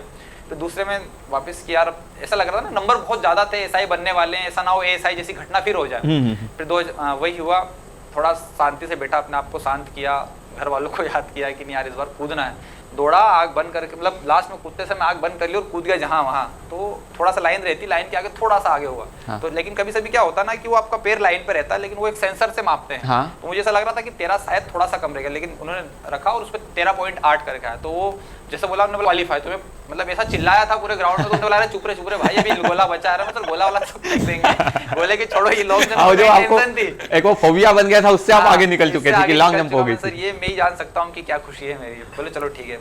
फिर हुआ, गोला वाला निकल गया और फिर से 2-1.5 महीने तक मैं मतलब ऐसा ही था, मतलब गाँव में पूरा यार बस भाई ऐसा ही बन गया।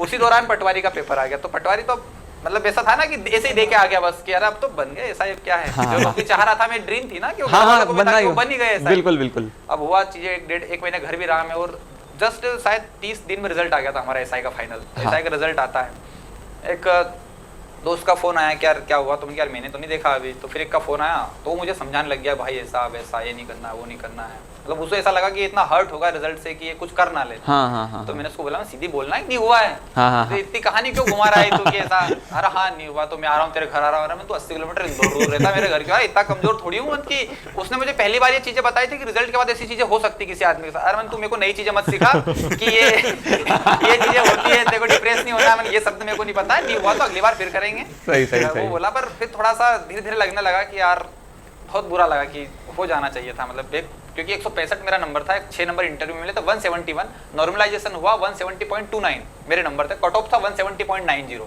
170.90 एसआई का यूआर कैटेगरी का। तो मैं 0.61 से बाहर हुआ था और 0.71 मेरा नॉर्मलाइजेशन हुआ था। वही मेरा साथ का जो दोस्त था उसका हो गया अभी पोस्टिंग एसआई में। फिर उस सबके फोन आए, बोले कि यार कोई नहीं ऐसा वैसा करना ये वो। लेकिन सबसे बड़ी प्रेरणा मेरे पिताजी रहे थे। फिर मुझे ऐसा लगा कि मेरे रिजल्ट की उनको बहुत ज्यादा गम होगा। सुबह बताया मैंने, पापा ऐसा ऐसा हुआ। तो बोले कोई बात नहीं बेटा, यार तुमको भी थोड़ा बुरा लगा कि ऐसा वैसा बन गया था यार, ठीक हो जाता तो बढ़िया रहता, निकल ही गया था। तो बोले कोई बात नहीं बेटा कि, तो मैंने थोड़ा नर्वस भी लगा उनको। तो बोले तू ऐसी मत सोच कि अपने यहाँ पैसे नहीं है तो अब नहीं पढ़ाएंगे तुझे और तू घर पे रह के तू तो कल जा।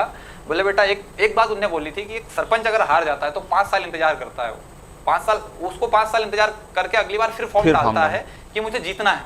तो तेरे पास तो 1 साल है, अगले साल फिर भर्ती आ रही, तो क्यों टेंशन ले रहा है। तो उस समय टेंटेटिव में थी डेट के अगले साल फिर आई। बिल्कुल। तो उन्होंने बोला कि, तो वो बात मेरे दिमाग में आज भी चलती है कि वो आदमी 5 साल के लिए रुक सकता है, तो मेरे लिए तो मतलब और मेहनत, वो सरपंच तो फिर भी दूसरों पे भरोसे कि कोई वोट देगा नहीं देगा, कोई भी राजनेता वो चीजें है, लेकिन मुझे तो खुद पे काम करना था ना। तो मैंने बोला ठीक है पापा। 2 दिन हुए, फिर बैग बस्ते बांधे और वापस चल दिए अपने इंदौर में सारी पढ़ाई हुई है, फिर तैयारी करी, स्टार्ट किया। मतलब फिर ऐसा ड्रीम था कि अब एमपी में टॉप ही करना है। मतलब बाहर हुए हैं तो लोग कोई नहीं जा रहे, लेकिन जब सिलेक्शन हो तो पूरा एमपी जानना चाहिए, एक मेरा वो था कि तभी आपके वो दोस्त का जो कोर्स था शायद उसे आपने कहा होगा, तभी उसने ऐसी चीजें लिखी थी। तो वो भी फिर मैं आया सर पढ़ने के लिए, तैयारी चलती रही। एक महीने वही लाइब्रेरी, डीएवी लाइब्रेरी जो बहुत बेहतर लाइब्रेरी हुआ, मतलब अभी भी है ये भवर कॉपी, वहीं में सारी पढ़ाई मेरी, मतलब पढ़ना उसी लाइब्रेरी ने सिखाया था मुझे। और मेरे पीछे बहुत सारे लोग थे, तो वो मेरे साथ साथ लाइब्रेरी आना सीखे थे। उस समय प्राइवेट लाइब्रेरी कोई नहीं हुआ करती थी सर, 15-16 में बात कर रहा हूँ। यही एक लाइब्रेरी हो, इसमें बहुत मारामारी रहती थी कि एडमिशन किसका होगा, बेच चालू, क्योंकि एक ही लाइब्रेरी थी। लोगों को धीरे धीरे उसका महत्व पता लगने लगा था ना कि कैसे पढ़ाई एक समय बैठ के कैसे करना है। फिर मैं आया, चीज़ें वापस पढ़ने लगा, सब चीज़ें। जेल प्रहरी में मेरा नहीं हुआ, एसआई में मैं बाहर हो गया, पटवारी का रिजल्ट आया उसमें मैं बाहर हो गया, और उसके दौरान एएसआई में लॉन्ग जंप बाहर हो गया था, एसआई में बाहर हो गया, सारी चीज़ें। अब कुछ नहीं बचा था, मतलब अब फिर से नए सिरे से स्टार्ट करना था। 1.5-2 महीने वही पढ़ता रहा। फिर एक दिन वापस एक दोस्त आता है, बोले घर चलना है। तो मैंने कहा घर क्यों चलना है, मेरे को पढ़ना है। और नहीं तेरे मतलब एक थे हमारे रिलेटिव, बोले उनका ऐसा हो गया। मैंने चलो ठीक है चलते। तो मैं बाकायदा तैयार होकर गया, घर से रूम सामान वामान रखा कि चलो चलते हैं। फिर बीच में गया, फिर मुझे एक थोड़ा सा ऐसा एहसास हो, मुझे खाना खिलाने लग गए वो कि खाना वाना खा ले। फिर मतलब घर से मैं 10 किलोमीटर दूर था और पता चला कि मतलब पिताजी का ऐसा हो गया कि उनका मतलब फ़ोन आया कि वो वहाँ पे एक, तो मुझे ऐसा लगा कि यार कि जिनके लिए कर रहा था कि वो चीज़ें हुई। तो उस समय बहुत मतलब ये पहली बार उस बारे में कहीं बोल रहा हूँ। हाँ नहीं, अरे देखो ये चीजें ऐसी है जीवन में कि जो है रियल है, जिनके लिए कर रहा था। और फिर मैं समझ ही नहीं पाया, मतलब मैं क्या करूँ। एक 2 दोस्त थे साथ में, वो घर भी नहीं ले गए क्योंकि शाम को किसी घटना हुई तो सुबह अंतिम संस्कार होना था। हाँ। तो फिर पता चला कि मतलब पिताजी का ऐसा देहांत हो गया। तो फिर वही बैठा रहा शाम को, मतलब मैं रो भी नहीं पाया उस दिन। कैसे रो, वो लोग बोल रहे कि थोड़ा तो मतलब नहीं रो पाया मैं उस दिन की, यार जिनके लिए कर रहा था वो चीज़ें आज। तो फिर ये चीज़ें हुई, सब धीरे धीरे वापस हुआ। फिर देखा घर वालों ने, भैया मतलब मेरे भैया पिता समतुल्य आज भी, वो भी नहीं पढ़े लिखे बिल्कुल।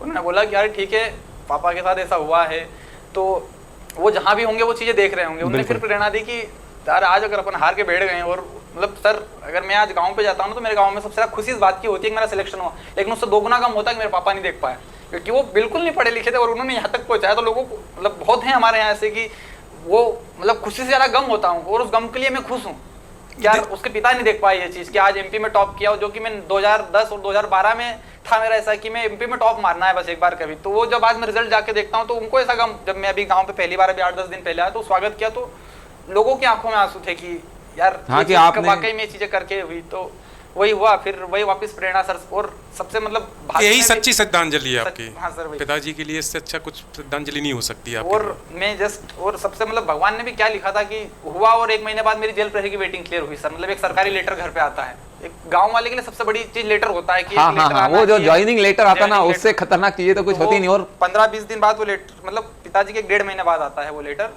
तो वो लेटर आया, घर वालों ने बोला चलो अच्छा हुआ नौकरी लग गई। तो उस दिन मुझे लगा कि यार कम से कम पिताजी ये देख पाते कि मेरे बेटे ने कर, भले वो जेल प्रहरी किसी भी सरकारी नौकरी का ये होता, जेल प्रहरी मेरा सर चयन नहीं हुआ था, मेरी वेटिंग क्लियर हुई थी, होता लेटर आता है। तो फिर मैंने थोड़ा बैठ के सोचा कि यार ये श्रद्धांजलि नहीं हो सकती अंतिम, कि मैं इसी तक सीमित रह जाऊँ।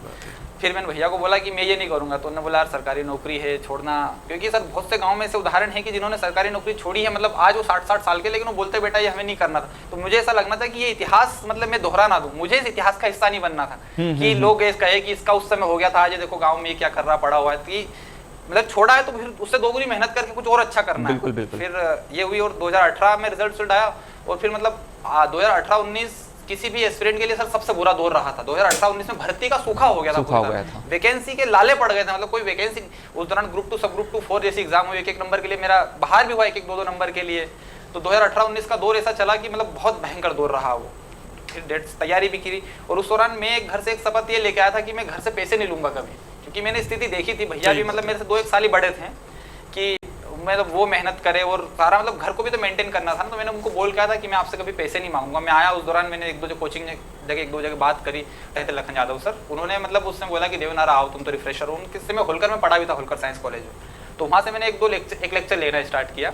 तो मैंने उनको ये बोला था कि सर मुझे एज ए प्रोफेशन नहीं आना है, मैं सिर्फ मेरी ज़रूरत के लिए कर रहा हूँ कि 1 लेक्चर 2 लेक्चर। मतलब सर पढ़ाया और बहुत पैसा, आप भी जानते हो इंदौर में पढ़ाने में अच्छा खासा पैसा हाँ, मिलता है, बिल्कुल सही बात है। लेकिन वो सर ने भी बोला था कि बेटा ये लालच में नहीं आना है, अगर तुम्हें आगे जाना है तो अगर ये ना कि आप पढ़ाने लग गए तो फिर खुद के लिए समय नहीं रहेगा। तो मेरा सर टारगेट था कि ऐसा, उस समय तक भी टारगेट था कि ऐसा ही होना है, हाँ, बिल्कुल। जिसने दगा दी उसी के साथ कुछ करना है और टॉप मारना है एमपी में। मतलब और पिताजी का भी एक वो हो गया था कि ऐसा ही बनना है 2 स्टार वाला ये वो, क्योंकि थोड़ा पीएससी में डीएसपी होता है ऐसा नहीं, लेकिन मेरी थोड़ी लिखने का ऐसा मुझे लगता था कि मैं स्लो लिखता है, तो मैथ्स वाला स्टूडेंट था, तो हमें क्या वो मैथ्स वाली चीजें मिलना चाहिए, कैलकुलेशन, वो शब्द जो आप लिखते हो वो हिंदी बहुत स्पीड स्लो हो जाती है, तो वो थोड़ा इसलिए उसको मैंने साइड कर दिया था। और दूसरा सर गांव में भी क्या होता है कि बहुत सारी कहावतें भी और लोग बोलते भी कि किसी को बोलो कि आप डीएसपी बन गए, आप आईपीएस बन गए, तो जो पुराने होते हैं वो यही बोलते हैं कि अरे कम से कम दरोगा ही बन जाता, उसकी दरोगा की वो वैल्यू है। वही सर।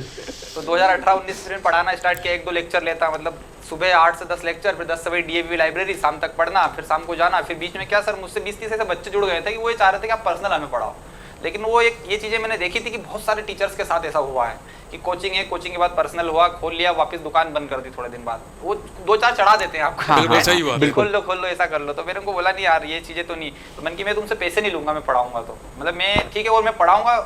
ऐसी इच्छा थी कि मैं हिंदी पढ़ाऊँ, क्योंकि मेरे सर हिंदी में 17 एसआई में 70 में से 69 नंबर थे, 69 नंबर, 70 में से 69, और इंग्लिश में 17 नंबर थे, तो इंग्लिश लेट हुई थी मुझे। तो उनका ऐसा था कि आप हिंदी हमें पढ़ाओ, तो वही हिंदी में पढ़ाने लगे, लेकिन मेरा ऐसा मानना था कि एक बार 69 आ गए तो जरूरी ना कि अगली बार आए, और सबसे स्कोरिंग वही सब्जेक्ट वही होता है। तो मैंने हिंदी पढ़ाई उनको, मतलब 8:30 बजे से लेकर 10 बजे तक क्लास पढ़ाता उनको। फिर उन्होंने सम्मान स्वरूप ऐसा बोला कि सर आप इतना मेहनत कर रहे हो, तो उन्होंने पैसे भी दिए, ऐसा नहीं कि नहीं लिए, उन्हें जो भी था उनको लगा सबसे लिए बराबर वे। फिर वापस आए कि सर अब मेरी एक बैच कंप्लीट हो गई, तीनों ने फिर भी ऐसा ही नहीं आई, ऐसा ही तो आई नहीं, मतलब वो 2019 में से एक टेंटेटिव डेट डली थी, जुलाई में परीक्षा होने वाली थी, तो उसके लिए हम बहुत डेडिकेट थे। जनवरी तक मैंने सबका सिलेबस भी कंप्लीट करवा दिया था कि अब मुझे भी पढ़ना और तुम भी पढ़ो, तो सही जनवरी से चीजें चलती रही, लेकिन ऐसा ही फिर नहीं आई। फिर कोविड आ गया बीच में, अब सबसे बड़ा संघर्ष वही कि कोविड आया, अब क्या करें क्या नहीं करें, तो फिर चले गए घर रहे, वो लंबा समय था। और उसी दौरान क्या है कि एक शादी वाला भी है मेरा अनुभव थोड़ा सा, कि मेरी एंगेजमेंट बचपन में हो गई थी, 2006 में लगभग हो गई थी, पिताजी ने कर दी थी कि दो पिताजी हमारे इसमें हो जाती है कि कोई अच्छा लड़का दिखे या दिखे, तो मतलब ऐसा नहीं कि ये हो गई तो वही, मतलब एक बात हो जाती है, एक कमिटमेंट, एक जवान जो चलती गांव में कि भाई हमने दे दी जवान के में ही करेंगे शादी, बस कहीं ना कहीं सर मतलब मेरे जो ससुर जी थे उनका भी देहांत हो गया था इसी दौरान, मतलब मेरी जो वाइफ है सगाई होने के 5 साल बाद उनका भी देहांत हो गया था, हार्ट अटैक से हुआ था। तो कहीं ना कहीं उनकी जिम्मेदारी भी ये थी ना कि बच्ची की शादी हो जाए, क्योंकि सर समाज क्या है कि आज तो मैं मध्यम हूँ, लेकिन कल से मैं अगर किसी पोस्ट पे लग जाऊँ तो हो सकता है मुझ में ईगो आ जाए, बिल्कुल, और मैं उन्हें मना कर दूं कि मैं आज ये पोस्ट पे हूँ, आपकी लड़की में ना करूँ, तो उन्हें एक डर था ये कि ऐसा ना हो कम से कम, और एक ये भी डर था कि क्या पता है लड़का सफल हो ना हो, क्योंकि गांव में भी ऐसी बातें फैल जाती है ना आपके बारे में कि ये वहाँ असफल वहाँ असफल, क्या पता इसके भाग्य में असफलता लिखी हो, तो हो सकता है वो भी अनसिक्योरिटी वाला मामला था। तो 2011 में पहली बार मेरी शादी के लिए आए थे वो, 2011 में जब मैं 11th में ही था, लेकिन उस समय थोड़ा पापा ने मैनेज करके वो चीज़ें बढ़ा दी। 16 में फिर से आया, वो रहता है ना अटैक, एक आता है दूसरा अटैक आपको संभल नहीं देता है हार्ट अटैक, तो 16 में समझो दूसरी बार ऑफर आया था मेरे पास कि आप मतलब ऑफर क्या कि शादी करना है। तो सब तक मेरी 2014 से थोड़ी बात भी स्टार्ट हो गई थी कि यार एक रहता ना सर, उम्र रहती है कि आप थोड़ा समय तो कम से कम आपके फैमिली वालों को दो, मतलब वाइफ से बात हो गई थी स्टार्ट, तो बातें होती थी, तो तब लग गया था कि शादी तो यहीं से करना है, मतलब कि जो नेचर था वो जम गया था। पढ़ाई तो उनकी भी 8वीं तक ही हुई है, क्योंकि 8वीं के बाद गांव में थे, पिताजी का देहांत हो गया था, छोटी थी, गांव में स्कूल नहीं था, 8वीं से ज़्यादा तो पढ़ाई छूट गई थी, वो नहीं हो पाई आगे। तो पर 16 में मुझे ऐसा लगा था कि इन्हीं से करना है, लेकिन बातें यहाँ तक पहुँच गई थी कि वो बोल रहे शादी कर, हम बोले शादी ना करें, दोनों बातें मैं ऐसा था कि शादी हो जाएगी तो मुझे ऐसा लगता था कि मेरी पढ़ाई छूट जाएगी, फिर वही उसी में मोह में मैं घुस जाऊँगा, ऐसा मेरा उस समय मानना था, ज़्यादा मेच्योर भी थोड़ा सा कम ही था। तो फिर उस समय 16 में चीज़ें हुई, फिर उन्होंने बोला कि हम और कहीं करेंगे, तो मैंने खुद फिर आगे रह के बात करी कि आपको ऐसा लग रहा था आप एक स्टाम्प लिखवा लो कि मैं सरकारी नौकरी लग जाऊँ, फिर मैं शादी यहीं करूँगा, आपको ऐसा लग रहा है, आप जितने का हो आप एक स्टाम्प लिखवा लो, मैं शादी यहीं करूँगा। फिर पापा ने बोला कि बेटा ऐसा लग रहा हो तो अपन तेरी पढ़ाई के चक्कर में ठीक है, उनको तो कम से कम दे कि उनको वो चाहते हैं कि नहीं करना, तो फिर और ठीक है उनको विकल्प तराश में दो। तो मैंने बोला मैं पापा शादी तो वहीं करेंगे, पापा आप समझ गए क्या है तो इसकी बात होती है, कुछ ना कुछ तो होती है। तो उन्होंने बोला चलो ठीक है, तो वो फिर मान गए सब 2-3 साल के लिए, क्योंकि उन्हें भी ऐसा लगा कि बातों से कि यार लड़का सही है, जो भी दूसरी जगह से फीडबैक उन्होंने लिए, तो वो चीज़ें हुई, तो उस समय थोड़ा हो गई चीज़ें। फिर वो एसआई वाला दौर रहा, कोविड आ गया। अब कोविड के जस्ट 2 महीने पहले ना तो सर एसआई की भर्ती जिसके लिए रुके थे, कुछ भी चीज़ें ऐसी सामने दिख नहीं रही थी, तो फिर मैंने बोला शादी कर लेते हैं यार, अब क्या पता कृपा वहीं अटकी हो, कृपा वहीं अटकी हो, ऐसा ना हो कि अपने लेडी लग अपने साथ छुपाओ वहाँ पे थोड़ा सा। तो 20 में शादी प्लान हुई, अप्रैल में शादी थी, लेकिन शादी के पहले फिर कोविड आ गया। कोविड आया, जनवरी से सारी चीज़ें बंद, हम भी सब घर वर चले गए। शादी तो फिर ऑटोमेटिकली कैंसिल हो गई कि सब मतलब तब तैयारी कंप्लीट हो चुकी थी शादी की, क्योंकि गांव में से 2-3 महीने पहले ये चीजें हो जाती है, क्या हलवाई करना है क्या करना है। तो फिर शादी कैंसिल हुई, अप्रैल में बैठा 4 महीने। फिर एक दिन बाद पता चला कि सरकार ऐसी परमिशन दे रही कि 5 लोगों की उपस्थिति में आप शादी कर सकते हैं। मेरे को जो सब इंस्पेक्टर राहुल है उसका फ़ोन आया कि देवेंद्र भाई शादी तुम्हारी थी तो कर लो यार, बहुत अच्छा अवसर है ये तो। हाँ।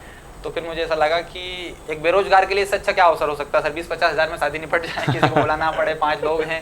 तो मुझे ऐसा लगा कि आपदा में अवसर है अपने लिए, ये समस्या भी है। बिल्कुल, और बिल्कुल वाइफ समझदार थी, तो ऐसा ना कि शादी हो गई तो मेरे ऊपर ही टंग जाएगी, ऐसा भी नहीं था उनको। मतलब ऐसा था कि 1-1.5 साल हमारे से ये होता ना सर, शादी होने के बाद भी 1-1.5 साल तक लेके नहीं आते हैं। हाँ। तो मैंने ये था कि ये जो एक प्रेशर बन रहा था, बहुत ज्यादा गौना प्रथा कहलाती है शायद। हाँ गोना, तो बहुत ज्यादा प्रेशर था। तो मैंने ये प्रेशर को अपन रिलीज करें थोड़ा सा, तो शादी करके फिर 1-1.5 साल का मतलब मुझे अपने आप में समय मिल जाए कि अब ये शादी भी हो गई, 1.5 साल का समय भी रहेगा।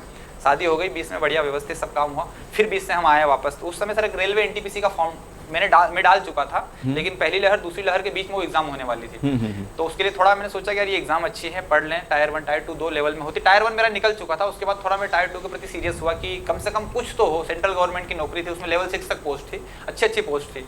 तो यार एसआई तो आ ही नहीं रही है, उस समय भी एसआई के कोई ठिकाने नहीं। फिर थोड़ा सा मेरा फॉरेस्ट के प्रति भी रुझान हुआ, क्योंकि ये उस समय का ऑब्जेक्टिव एग्जाम होने लगे। और इस दौरान सर ये भी बता दूं कि मेरे 16 से प्रीलिम्स लगातार निकल ही रहे थे पीएससी के। 16 में निकला, 17 में निकला, 18 में निकला सारे। लेकिन क्या होता है कि मेंस मतलब वो लिखने की शैली ही नहीं थी मुझ में। एक बार मैंने 18-19 में ट्राई किया भी सही कि थोड़ा लिखूं, लेकिन वो लिखते लिखते क्या पता हाथ दर्द करने लगते थे। मतलब ऐसा अंदर से एक फोबिया बैठ गया था कि मैं लिख नहीं सकता था। तो मतलब ऑब्जेक्टिव एग्जाम के प्रति ज्यादा था। तो हो सकता भगवान ने मेरे लिए सुनी कि फॉरेस्ट को ऑब्जेक्टिव कर दिया। उससे पहले डिस्क्रिप्टिव हाँ डिस्क्रिप्टिव होती थी ना। हाँ। आप देखेंगे 2018 की भी शायद डिस्क्रिप्टिव नहीं, 2018 में पहली बार ऑब्जेक्टिव हुई है। 16 वाली डिस्क्रिप्टिव थी सर। 16 की मेंस मैंने भी डिस्क्रिप्टिव दी थी इसकी। और 16 उस समय मैंने भी दिया था सर, वो सब्जेक्ट भी लिया था, पर वो डिस्क्रिप्टिव वाली सर हमेशा मेरी कमजोरी रही थी। फिर मैंने सोचा 18 वाला तो निकल गया, प्रीलिम्स मेरा नहीं निकला। फिर 19 के लिए मैंने फोकस किया। मात्र 6 पोस्ट थी उस समय 2019 में। काफी कम पोस्ट थी। पोस्ट शायद रेंजर की शायद ना थी 2019 में। 6 पोस्ट थी शायद केवल। हाँ 2018 में केवल 6 पोस्ट एसीएपी थी। वो 6 के लिए भी मैंने सोचा कि 6 है, 6 तो है कम से कम। खूब पढ़ा प्रीलिम्स, फिर 2-4 नंबर से प्रीलिम्स नहीं निकल पाया 2019 वाला।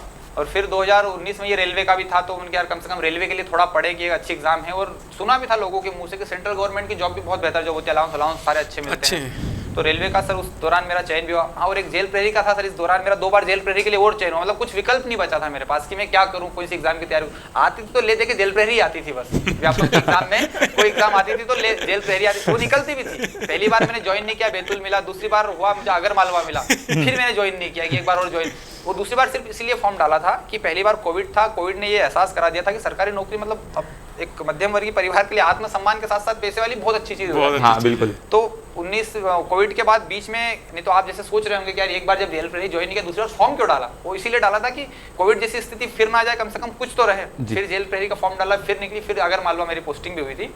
तो मैं वहाँ गया, मैंने बोला सर 3 लेटर आते हैं आपके पास रिमाइंडर करके। तो फिर आखिरी उनका कॉल भी आया, तो फिर सर मुझे 3-4 महीने का रिले वो दे दो।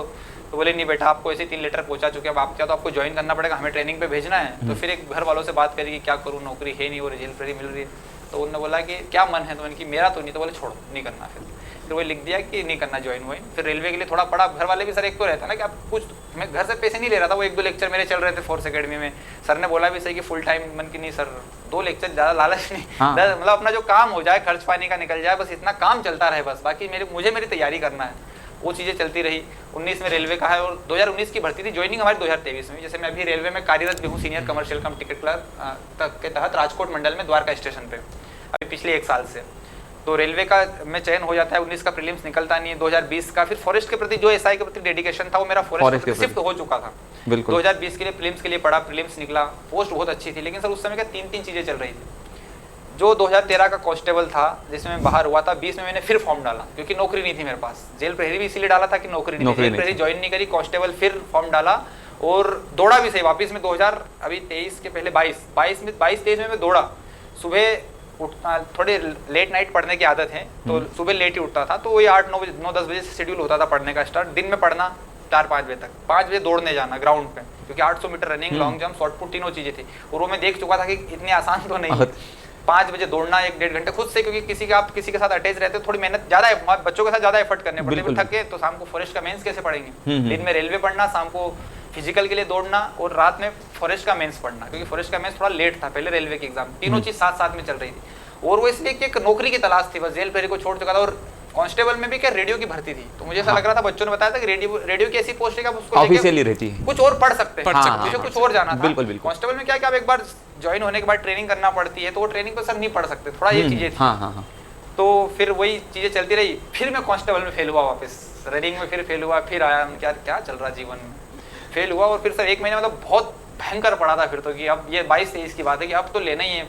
मतलब वो रहता ना कि वो असफल लोग कहानी सुनाते, इसने ये किया था, उसने वो किया था, इसका ये हो गया था, उसका वो हो गया था, मतलब ये मेरा इतिहास बन रहा है, ये इतिहास नहीं बनना चाहिए आगे कि यार ये लोग मतलब तारीफ भी करेंगे और गाली भी देंगे कि जब हो गया तो कल लेना था, ये नहीं हुआ, ये नहीं हुआ आज। मतलब एक कहते हैं ना कि आदमी के पास कुछ नहीं हो तो पढ़ाने लग जाओ, एक सर टीचर का एक ये भी है ना, कहते हैं कि कुछ ना हो तो पढ़ाने लग जाओ। तो कहीं ना कहीं लोग आपके मुंह पे तारीफ भी करते, पीठ पीछे गाली भी देते हैं कि यार ऐसा है, वो वाली चीज है। तो मैं वो भी चाह रहा था, मतलब पढ़ाने में भी सर स्किल बहुत है, मेरा यूट्यूब चैनल भी था, लोगों को आपको नहीं पता होगा। कोविड में मैंने यूट्यूब चैनल में सर पढ़ाया भी सही, भारत रत्न के वीडियो जो है GS VS उनको पढ़ाया। कोविड में मैं मतलब कैसे अपने आप की पढ़ाई मेंटेन करूँ, इसके लिए 10th के बच्चों को बुलाया घर पे, भर कोविड में 1 घंटे की क्लास लगाता था। उसके 1 घंटे बाद फिर बच्चे थे, उनको GS पढ़ाता, जबरदस्ती पकड़ के लाए जो बारी ताकि मेरी भी पढ़ाई हो सके, टाइम पास भी हो सके कोविड में। तो वो पहली लहर तो ऐसे कर करके कम से कम निकाली। तो उस समय क्या ना कि जैसे सर लंबा संघर्ष होता जा रहा था, लेकिन उसको मेंटेन कैसे करें, मतलब क्या होता ना, आज बहुत से मेरे से दोस्त है कि यार मैं 10 साल से लगाऊं, 8-10 साल से लगाऊं, तो मैं उनके इसमें देखता हूँ कि कंसिस्टेंसी नहीं रहती है, कंसिस्टेंसी आपको देखने को नहीं मिलेगी। तो अपने आप को कैसे बैलेंस करें। तो 2019-20 में ये चीज़ें हुई। फिर 20 का मेंस, वो कांस्टेबल से बाहर रेलवे में फिर मेरा चयन हो जाता है, मतलब टायर निकल जाती सारी चीज़ें। और उस समय फॉरेस्ट का मेंस भी था, तो फॉरेस्ट के मेंस और रेलवे दोनों साथ साथ में थे। तो 2020 का मेरा फॉरेस्ट मेंस में नंबर अच्छे नहीं थे, मेंस तो निकल गया, लेकिन ऐसा था कि इंटरव्यू में ऐसे थे कि बहुत बेहतर नंबर लेके आने हैं, तभी मतलब 50 में से 45 प्लस नंबर अगर मैं लेके आऊँ तभी मेरा चयन होना था। तो उस समय मैं रेलवे की ट्रेनिंग पे भी चला गया, तो वहाँ से तैयारी नहीं हो पाई, उस समय एकदम डेट आ जाती है, वहाँ से आके इंटरव्यू दिया और फिर 2020 में चयन नहीं हो पाता। 21 का मेरा प्रीलिम्स निकला हुआ था, और 21 का प्रीलिम्स में सर ये मान के चलो कि किस्मत कहते हैं ना, आदमी को जहाँ लेके जाना होती है वहाँ लेके जाती रही। 21 का मतलब प्रीलिम्स मैंने बिना मूड के दिया था, मतलब कि क्या पता, इच्छा ही नहीं थी देने की, तैयारी नहीं है कुछ भी कुछ भी तैयारी नहीं। लेकिन वो चीज़ ना कि आपके पुराने कर्म आपके काम आते। जो मैंने हिंदी पढ़ाई 2021 के, आप देखोगे 20, 21, 22 में हिंदी जिनकी बहुत बेहतर थी, पूरे में से पूरे नंबर आ गए। तो सीसेट में मेरे इतने नंबर थे कि GS का जोड़ नहीं यहाँ पड़े, मतलब एक एवरेज नंबर भी अगर आते हैं तो सीसेट में इतने नंबर हो गए थे। तो प्रीलिम्स निकला, और इसमें क्या होता है ना सर, कैटेगरी आपकी यहीं बढ़ जाती है। प्रीलिम्स से कि आप ACF के लिए आपका निकला है कि उसके लिए निकला है। तो वही था कि 3 ACF की पोस्ट थी, UR में 3 या 9 में मैं आ चुका था। तो मैंने फिर वापस सोचा, रेलवे मेरा ज्वाइन हुआ नहीं था, तो फिर पैसों की भी समस्या थी थोड़ा सा, क्योंकि पढ़ाना भी मैंने बंद कर दिया था।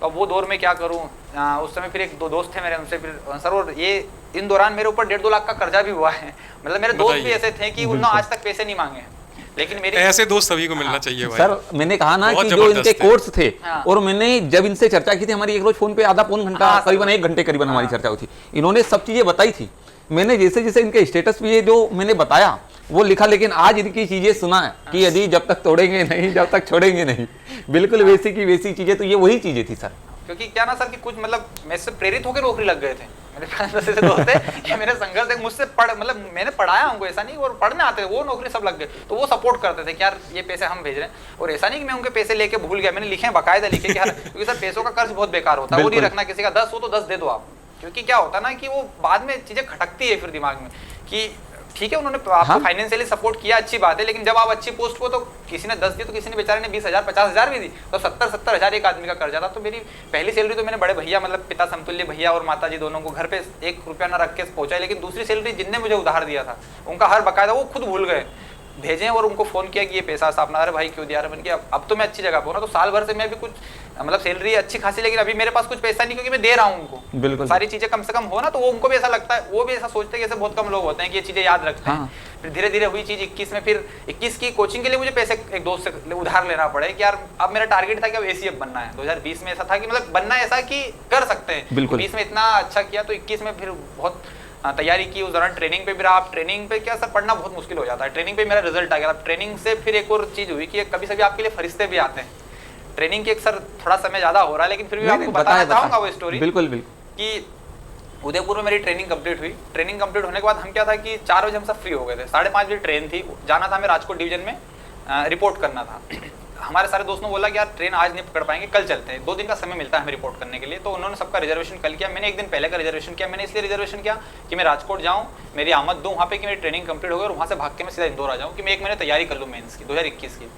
मैंने वही किया, 5 बजे की ट्रेन में बैठ के अहमदाबाद गया। अहमदाबाद से उस दौरान था एक दोस्त था राहुल श्रीवास्तव करके, उसको मैंने कॉल किया कि यार ऐसा ऐसा है, भागना कैसे है मुझे वहाँ से ट्रेनिंग, मतलब ज्वाइनिंग नहीं करना और मेरे खिलाफ चार्जशीट ना आए, ऐसा कुछ ना, भागना कैसे ये बताओ। तो उसने बोला क्यों भागना है तुमको? मैंने कहा मुझे मेरी तैयारी करना 1 महीना है और ये अंतिम है मेरे लिए। बिल्कुल, जो मैं चाहा वहाँ मैं पहुँच सकता हूँ इस बार, क्योंकि एक तो सर वो स्टार का सपना था, तो रेंजर में 3 स्टार भी होते हैं। सोच मेरी रेंजर तक की, एसीएफ तक नहीं थी, वो तो बात की बात है, सोच रेंजर तक की नहीं कि बन जाए बस, स्टार पीछे नहीं, स्टार मिल जाए और वर्दी मिल जाए। एक वो था ना, पिताजी का भी सपना था शुरुआत से कि वो चीजें मिल जाए। तो उन्होंने बोला कि क्यों आना तुमको?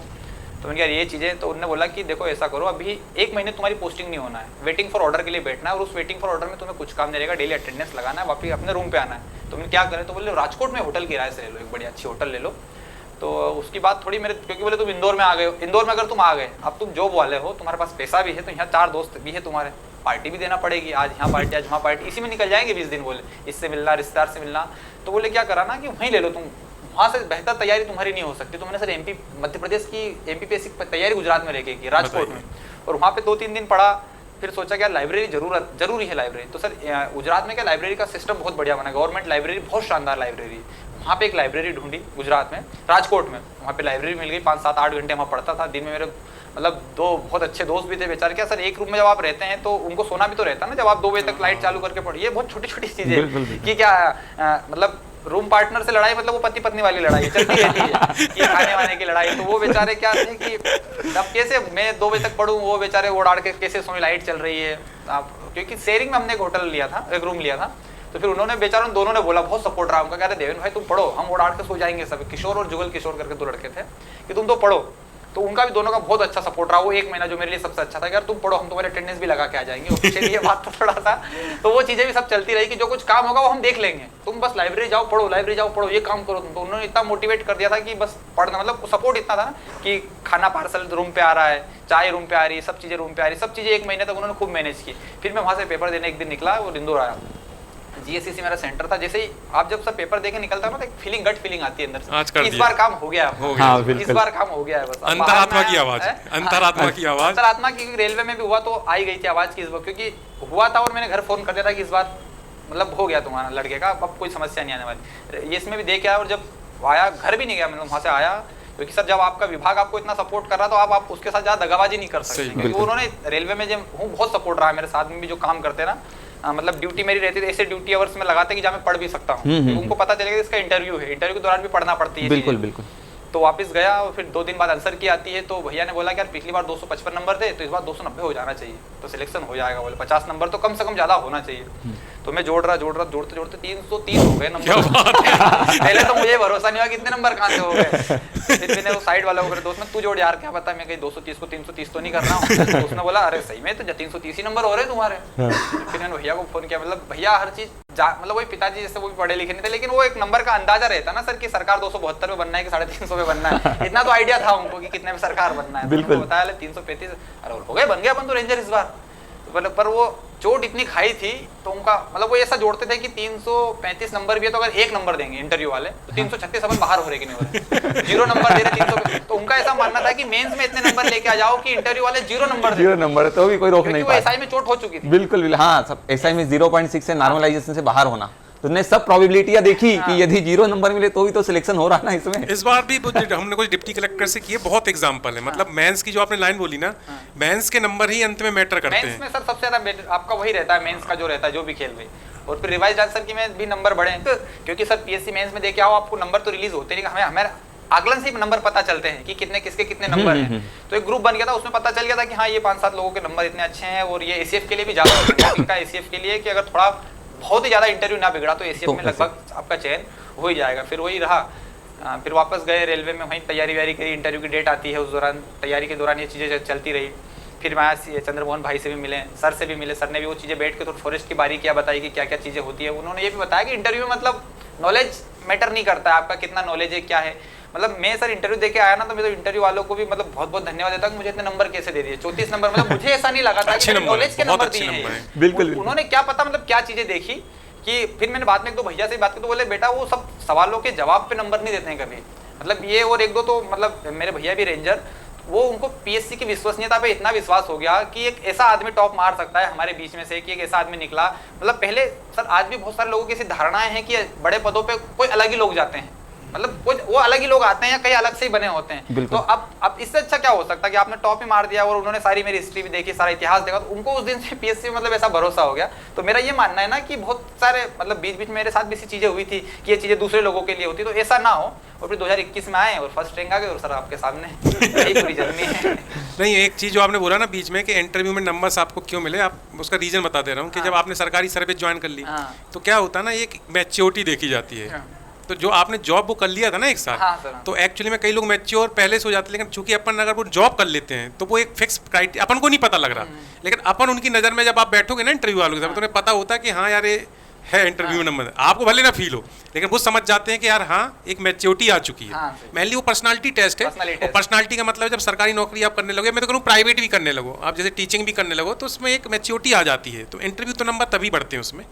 सर ये चीज मैंने अभी देखी बच्चों में भी कि सब लोग क्या करते हैं, इंटरव्यू के लिए जो स्पेशली तैयारी करते हैं वो अपने उस नॉलेज को बढ़ाते हैं जो मेंस में आना चाहिए। मेंस की तैयारी को बहुत ज्यादा अपग्रेड करना चाहते हैं, लेकिन यदि रियल में कहा जाए तो सर वो नॉलेज एक जगह पर रह जाता, क्योंकि यदि एक कंडीशन बेस्ड क्वेश्चन आ गया तब तो आपको नॉलेज नहीं बचाएगा, वो आपको सिचुएशन बताएगी, और वो व्यक्ति की मैच्योरिटी जैसा जैसा उसने फेस किया वही चीजें होती है। नहीं, जो आपका जैसे हम लोगों ने पूरा सेशन देखा ना, तो हकीकत है कि आपका जो बोलने का है बड़ा नेचुरल है। आपको उसमें कोई हेजिटेशन नहीं है अपना बैकग्राउंड बताने में। बहुत सच क्या होता है ना, जो इंटरव्यू में बहुत चीज़ें मैटर करती हैं, क्योंकि आपको लोक सेवक बना रहे हैं, आपको एक सामान्य आदमी के साथ काम करना है, समझना। तो ये चीज़ देखी जाती है कि आपकी जो पर्सनालिटी है वो जुड़ने वाली है कि नहीं, ये नंबर पे बहुत मैटर करती है। हाँ देखिए, कुछ अपवाद होते हैं जो अपन को नहीं लगते कि इनको क्यों मिलेगा, लेकिन जो सामान्य प्रक्रिया बताऊँ, 90% आपकी मैच्योरिटी और आपका जो होता है ना कि सामान्य बिहेवियर, ये बहुत मैटर करते हैं। प्रेजेंट टाइम पे जो चल रहे हैं इंटरव्यू, उसमें हमें यही देख रहे हैं कि जो ईमानदार ज्यादा से ज्यादा रहो, बस बस बस बस बस प्रेजेंट हाँ, बहुत दिखावापन वाली बात ना हो। दूसरी चीजें आप बहुत ज्यादा दिखाएंगे वहां पर, तो आप दिखावा करेंगे तो कहीं ना कहीं तो फंस जाएंगे, और जब फंस जाएंगे ना तो आपको लगता है कि हाँ अब तो हम निपट गए। अब उस समय आप बहुत अच्छी चीजें करना चाहिए, लेकिन आपका फेस जवाब देगा सर इंटरव्यू में बिल्कुल। क्योंकि सर मैंने जब 2020 का इंटरव्यू है ना, 2020 का इंटरव्यू है, तो आज तो अपन 21 वालों के साथ बैठे, 20 में भी जैसे बीच बीच में मेरा तो सर ऐसा होता है कि जब जिससे आवश्यकता है मैं पर्सनली बुला लेता, क्योंकि एक साथ से सबसे चर्चा हो नहीं पाती। मैं सर 2020 में नाम नहीं बताना चाहूंगा कौन थे, लेकिन सर उनसे एक इंटरव्यू में क्वेश्चंस पूछा, ऐसा क्वेश्चंस पूछा, और मेरे को जब उनने आके बताया, मतलब उनने क्लियर बता दिया, सॉरी सर मैं नहीं बता पाऊंगा, मतलब खुद की एक जॉब से रिलेटेड था, हाँ नेगेटिव इंपैक्ट। मैंने खुद ने कहा कि यार आपका इंटरव्यू तो इस हिसाब से मेरे ख्याल से 17, 18, 20 नंबर मिलना चाहिए, लेकिन आपके रिटर्न में ही मार्क्स इतने हैं कि आपका सिलेक्शन कोई नहीं रोक पाएगा, क्योंकि जिस क्वेश्चन से उम्मीद की जाती है आप वही नहीं बता पा रहे हैं। लेकिन फिर भी सर उन्हें न जाने क्या देखा उनके जवाब देने का, फिर भी 35+ मार्क्स मिले थे उनको। तब मेरे को और पूरी तरीके से जज हो गया कि आपका नॉलेज नहीं, आप किसी सिचुएशन को टेकल करते हैं, वहां पर किसी चीजों को फेस कर रहे हैं, यही इंटरव्यू। वो पर्सनालिटी टेस्ट है, वो देखो यही देख रहे हैं कि आपके अगर कोई टफ सिचुएशन आ गई तो आपको सॉरी बोलना आता है, क्योंकि आप जनप्रतिनिधियों के बीच रहते हो, आप आम जनता के बीच में रहते हो, तो आपका ना बोलना भी एक मैटर करता है कि आप ना भी बोल रहे तो ऐसा लगे कि हाँ इन्हें ना बोला, लेकिन वो नेगेटिव नहीं गया। तो बस देखो, अब चूंकि वो इतने अनुभवी लोग बैठ रहे हैं, सब 60+ या 60 के राउंड के, अपन मतलब आप और हम तो एक दूसरे को जज कर ही नहीं सकते, उनका एक अनुभव अलग लेवल के, 20 सालों से वो पीएससी के एस्पिरेंट्स को देख रहे हैं। चलिए ठीक है, मेरे ख्याल से देवेंद्र जी से वो एक क्वेश्चन और अब खैर बचा हुआ है, तो कोई कर लें। जैसे अब ये बड़ा आपने जैसे बीच में डिस्कस किया शादी का मैटर, और ये आजकल बड़ा चल भी रहा है, क्योंकि एक लंबा दौर चल ही रहा है तैयारी का, आप देखोगे वर्तमान में तो चल रहा, पहले चला हो ना चला हो। तो आप बताइए कि यार इस शादी का जो मैटर है, अगर इस पर क्या है कि शादी प्लस जॉब प्लस पढ़ाई, आपने मैनेज तो सबको किया, लेकिन ये शादी का जो मुद्दा है ना, तो आपकी क्या सलाह है या क्या राय है उन लोगों के लिए जो एक बहुत लंबे दौर से रुके हुए हैं, क्योंकि इससे पारिवारिक पृष्ठभूमियाँ कहीं ना कहीं डिस्टर्ब तो होती है। जैसे आपने बोला कि लड़की वालों को डर लग रहा था कि भाई कहीं, तो वो भी बेचारे गलत नहीं हो सकते हैं। तो आप बताइए इस पे आपका क्या सुझाव है उन लोगों के लिए जो काफ़ी लंबे टाइम से रुके हुए हैं इस चीज़ के लिए। जैसे मैं मेरे अनुभव बताऊं तो सबसे पहली बात तो ये है कि मतलब बहुत ज़्यादा भी नहीं रुकना चाहिए। मतलब क्या है कि समय नहीं रुकता है सर, ये चीज़ें तो सब चलती रहती है। अभी तो माहौल देख ही रहे हैं कि एग्जाम रिजल्ट लेट आ रहे हैं, आप जो वनडे एग्जाम की तैयारी कर रहे हो तो बहुत उनका लंबा संघर्ष होता जा रहा है, वो समय तो नहीं रुक रहा है। तो सर ये ना, ये चीज़ों को एक ठीक है थोड़ा टाल सकते हैं, हम 1 साल अपने आप को ले सकते हैं, जैसे मैंने भी लिया था, लेकिन बहुत ज़्यादा समय भी ना लें। एक ऐसा समय आता है कि तब आपको ये चीज़ों को मतलब कर लेना चाहिए। लेकिन वहाँ सबसे इंपॉर्टेंट चीज़ ये है कि आप आपके पार्टनर के प्रति कितना ईमानदार हो। बस आप मतलब उनको ऐसे बहकावे में ना रखें कि मतलब बहुत ज्यादा बड़ी बड़ी बातें ना करें। आपके अगर जो आपका पार्टनर, उसको अगर आपकी मेहनत दिखती है ना, तो सर शादी के बाद भी बहुत सपोर्ट रहता है। बिल्कुल। मतलब ये कहते हैं ना कि एक हर सफलता के पीछे बोलते हैं कि एक स्त्री का भी हाथ होता है, तो वो आप उनको इतना भरोसा है, इतना अपनी मेहनत से इतना भरोसा है, इतना एहसास दिला दो कि आपके पीछे वो खड़े रहें। जैसे आपके माता पिता अगर आपके साथ ऐसे खड़े हैं, तो आपकी अगर इतनी मेहनत है तो वो भी आपके पीछे उसी हिम्मत के साथ खड़ी रहे। वो भी एक परिवार का अंग है। हाँ, परिवार का अंग है। तो मतलब ठीक है, एक एज होती है, वहां तक आप रोक सकते हो, लेकिन अगर संघर्ष आपका बढ़ता जा रहा है तो ऐसा ना कि आप इस संघर्ष को छोड़ के उसी फील्ड में चले जाएं। ठीक है, इसको थोड़ा सा अपने आप को समय दो, और उनके साथ थोड़ा बहुत समय में कोई बहुत ज्यादा मेरे को नहीं लगता कि इतना फर्क पड़ता है अगर आप कर भी लोगे तो, लेकिन उसका और फायदा ही मिलता है सर। क्या है ना, एक प्रेशर रहता है कि ये करना है, तो आपने जिस दिन वो काम कर लिया ना, तो वो प्रेशर से मुक्त हो गए। अब आपके पास काम करने के लिए और बहुत बेहतर रहेगा कि यार, और आप जैसे एक देखते हैं कि विराट कोहली भी अपनी सफलता में सबसे ज्यादा अनुष्का कब देते हैं, तो सबसे ज्यादा उनको देते हैं, ये मैंने देखा है, मतलब कि रहता तो उनका जिक्र जरूर रहता है। तो सोचो कि आज विश्व का सबसे प्रसिद्ध क्रिकेटर अगर उनको दे राष्ट्र रही, और वो तो एक फिजिकल वाला गेम है, और मतलब उसमें कितना मेंटेन करना पड़ता है अपने आप को कि हमेशा वो जब कंसंट्रेशन, एक भी गलती तो आप आउट हो, एक भी गलती तो वो उनका क्रेडिट जब उनको दे रहे, तो हम ये क्यों चीजों को रोकें? अगर हो रही है तो कर लो, कोई दिक्कत नहीं है। लेकिन हाँ, एक उम्र रहती है, लेकिन एक उम्र से पहले आप सोच लो कि नहीं मैं पहले से लेडी लक लेके चलूं कि क्या, तो एक ऐसा है कि उम्र रहती है कि 18 साल से उसी में पहले ये काम कर लो कि, तो वो चीजें ना करें। लेकिन ऐसा लग रहा है कि यार ये अब मतलब बहुत ज्यादा प्रेशर बन रहा है, तो आप कर लो, क्योंकि एकदम तो ऐसा है नहीं कि आप दोनों के लिए अनजान रहते हैं। कुछ समय तो पहले जान लेते हैं अपने पार्टनर को कैसा है, कि सपोर्ट रहेगा कि नहीं रहेगा। तो अगर वो आपके प्रति उनका है कि वो सपोर्ट करे, तो कर लेना चाहिए मेरे हिसाब से, बहुत ज्यादा नहीं रुकना चाहिए। ये मेरा मतलब ये एक कंक्लूजन जो मुझे समझ में आ रहा है कि ये दो अलग अलग पहलू हैं। वो एक सामाजिक दायित्व है, एक पारिवारिक जिम्मेदारी वाला है, और ये आपकी एक ऐसी कि जो आपके आर्थिक पक्ष है या आपके जो जीवन चलना है उसके लिए जरूरी है। तो मतलब इन पक्षों को आप मिक्स ना करें। हाँ, उन्होंने बोला कि एक एज होती है हर चीज़ की, उसके बाद आप कर लीजिए तो एक जिम्मेदारी से आप मुक्ति भी हो जाओगे, क्योंकि अपन जिस पृष्ठभूमि से आ रहे हैं वो बहुत ज़्यादा हाई सोसाइटी या बहुत बड़े महानगरों की नहीं है, अपन ऐसी पृष्ठभूमि से जहाँ पर एक परिवारों पर भी एक बड़ा दबाव रहता है। तो आप बिल्कुल कर सकते हैं। मतलब हमारा आपने देखा होगा ज्योति जी से भी हमारा लाइव सेशन, तो उसमें भी एक डिस्कशन हुआ, तो उन्होंने बोला तो उनके हस्बैंड से, यहाँ उल्टा इन्होंने बोला कि वाइफ का एक अच्छा सपोर्ट था, तो वहाँ उनका भी एक जिक्र हुआ था कि उनके हस्बैंड का बहुत अच्छा सपोर्ट रहा है। और मतलब कहने का मतलब है कि आप बिल्कुल कर सकते हैं, डिस्टर्बेंस न माने। हाँ, आपकी विचारधारा ऐसी है, उन्होंने बोला ना कि आप उनको यकीन रहना चाहिए आपके पार्टनर को कि आप जो कर रहे हैं उस पर हाँ एक सही डायरेक्शन में आप जा रहे हो। क्योंकि देखिए कहीं ना कहीं वो परिवार बन चुके हैं, और परिवार जो बन गया तो आपका अच्छा बोला माता पिता सोचते हैं, तो कहीं ना कहीं वो भी सोचेंगी, क्योंकि भाई उनसे आपका जीवन जुड़ चुका है टोटल, है ना। तो ठीक है, एक अच्छा, और मुझे लगता है कि बहुत मतलब ऐसा आज देवेंद्र जी के साथ डिस्कस हुआ, हालांकि वो बहुत भावनात्मक भी था, उसमें अच्छे ज़िंदगी के जो पल होते हैं बहुत अच्छे भी आए, एक बहुत बुरे पल भी आए। तो मेरे ख्याल से अगर कोई सक्सेस होता है ना, तो ये मान के चलना उसमें बहुत लोगों का एक योगदान होता है। आज मतलब आप कहीं भी हो, किसी भी पद पे सेलेक्ट हो रहे हो, इवन चाहे आप बिजनेसमैन बनो, चाहे एग्ज़ाम निकालो, मैं नहीं मानता कि वो व्यक्तिगत सफलता होती है, वो एक प्रकार से बहुत लोगों की सफलता होती है। तो मेरे ख्याल से अगर आप सफल होते हो ना, तो आप भी उसको और लोगों के लिए वही करें जो आपके लिए किया। मेरा तो इसमें ये संदेश रहता है कि जैसे आज देवेंद्र जी हैं, दोस्तों ने बहुत सहयोग किया, वाइफ का बहुत सहयोग रहा, और भी हो सकता है कुछ उनके ऐसे रिश्तेदारों का भी सहयोग रहा हो। जैसे भाई को उन्होंने बोला कि पिताजी के जाने के बाद, कहने का मतलब है कि आप जब चयनित हो जाते हो ना, तो उन्होंने बोला ना पहली सैलरी मैंने भाई को ही भेजी, क्योंकि देखो अपन लोग मिडिल क्लास बैकग्राउंड से, पहली चीज़ समझ लीजिए अपन मिलेनियर से नहीं है कि जहाँ ना पिता को मतलब है लड़के से, ना माता को, सबके पास पैसा है, लेकिन अपन जहाँ है ना, तो एक सामाजिक दायित्व भी आप निभाएं। चलिए, बहुत ज़बरदस्त सेशन में तो आपको बताऊँ कि बहुत ही अच्छा लगा, बहुत टाइम बाद एक सेशन लिया, और मैंने भी बड़ा गौर से, हम लोग सभी लोग यहाँ जो देख रहे थे, हर टाइप के पहले मेरे ख्याल से जो एक इंटरव्यू का आयाम होता है उसमें शायद ही कोई ऐसा पक्ष होता है ना, जो होता है ना भाव पक्ष कितने, हर टाइप के भाव अपन ने देखे। तो चलिए अब आगे सेशन बढ़ाते हैं। बहुत सर, एक चीज़ और मैं बताना चाहूँगा, जिससे मैं पूरी देवेंद्र जी की बात सुन रहा था, कि जो लोग बोलते हैं कि किस्मत को यही मंजूर होता है, यदि देवेंद्र जी उस समय होलकर से बीएससी छोड़कर जा करके बीए करने लग जाते, तो आप फॉरेस्ट का कभी सपना ही नहीं देख सकते थे। वो आपके लाइफ में एक टर्निंग पॉइंट था कि भगवान ने आपको वापस उसी डायरेक्शन में दिया। लेकिन उससे ज्यादा खतरनाक डेडिकेशन आपका, कि आप बिल्कुल उन्हीं चीजों पर लगे रहे। और दूसरा, हम आपसे फिर कहें, आप जीवन में चाहे जितना सक्सेस हो जाए, लेकिन हम बोलते हैं कि जमीन पे कुछ नहीं होता, ऊपर वाला जरूर देखता है। आप देखेंगे कि इन्होंने नौकरी लगने के बाद, देखो दोस्त भी भूल चुके थे जो पैसा देना, लेकिन आज भी उन्होंने ईमानदारी के साथ निभाया। मतलब सही बात। हम आपसे फिर कहे, ईमानदारी एक ऐसी चीज होती है कि आप जीवन में चाहे जितने परेशान हो जाए, और आप यदि अकेले कोने में बैठकर रो भी रहे होंगे, लेकिन भगवान जरूर उसका हल निकालेगा और आपका काम कभी रुकने नहीं देगा। ये चीजें तो मैंने देखी है ईमानदारी की।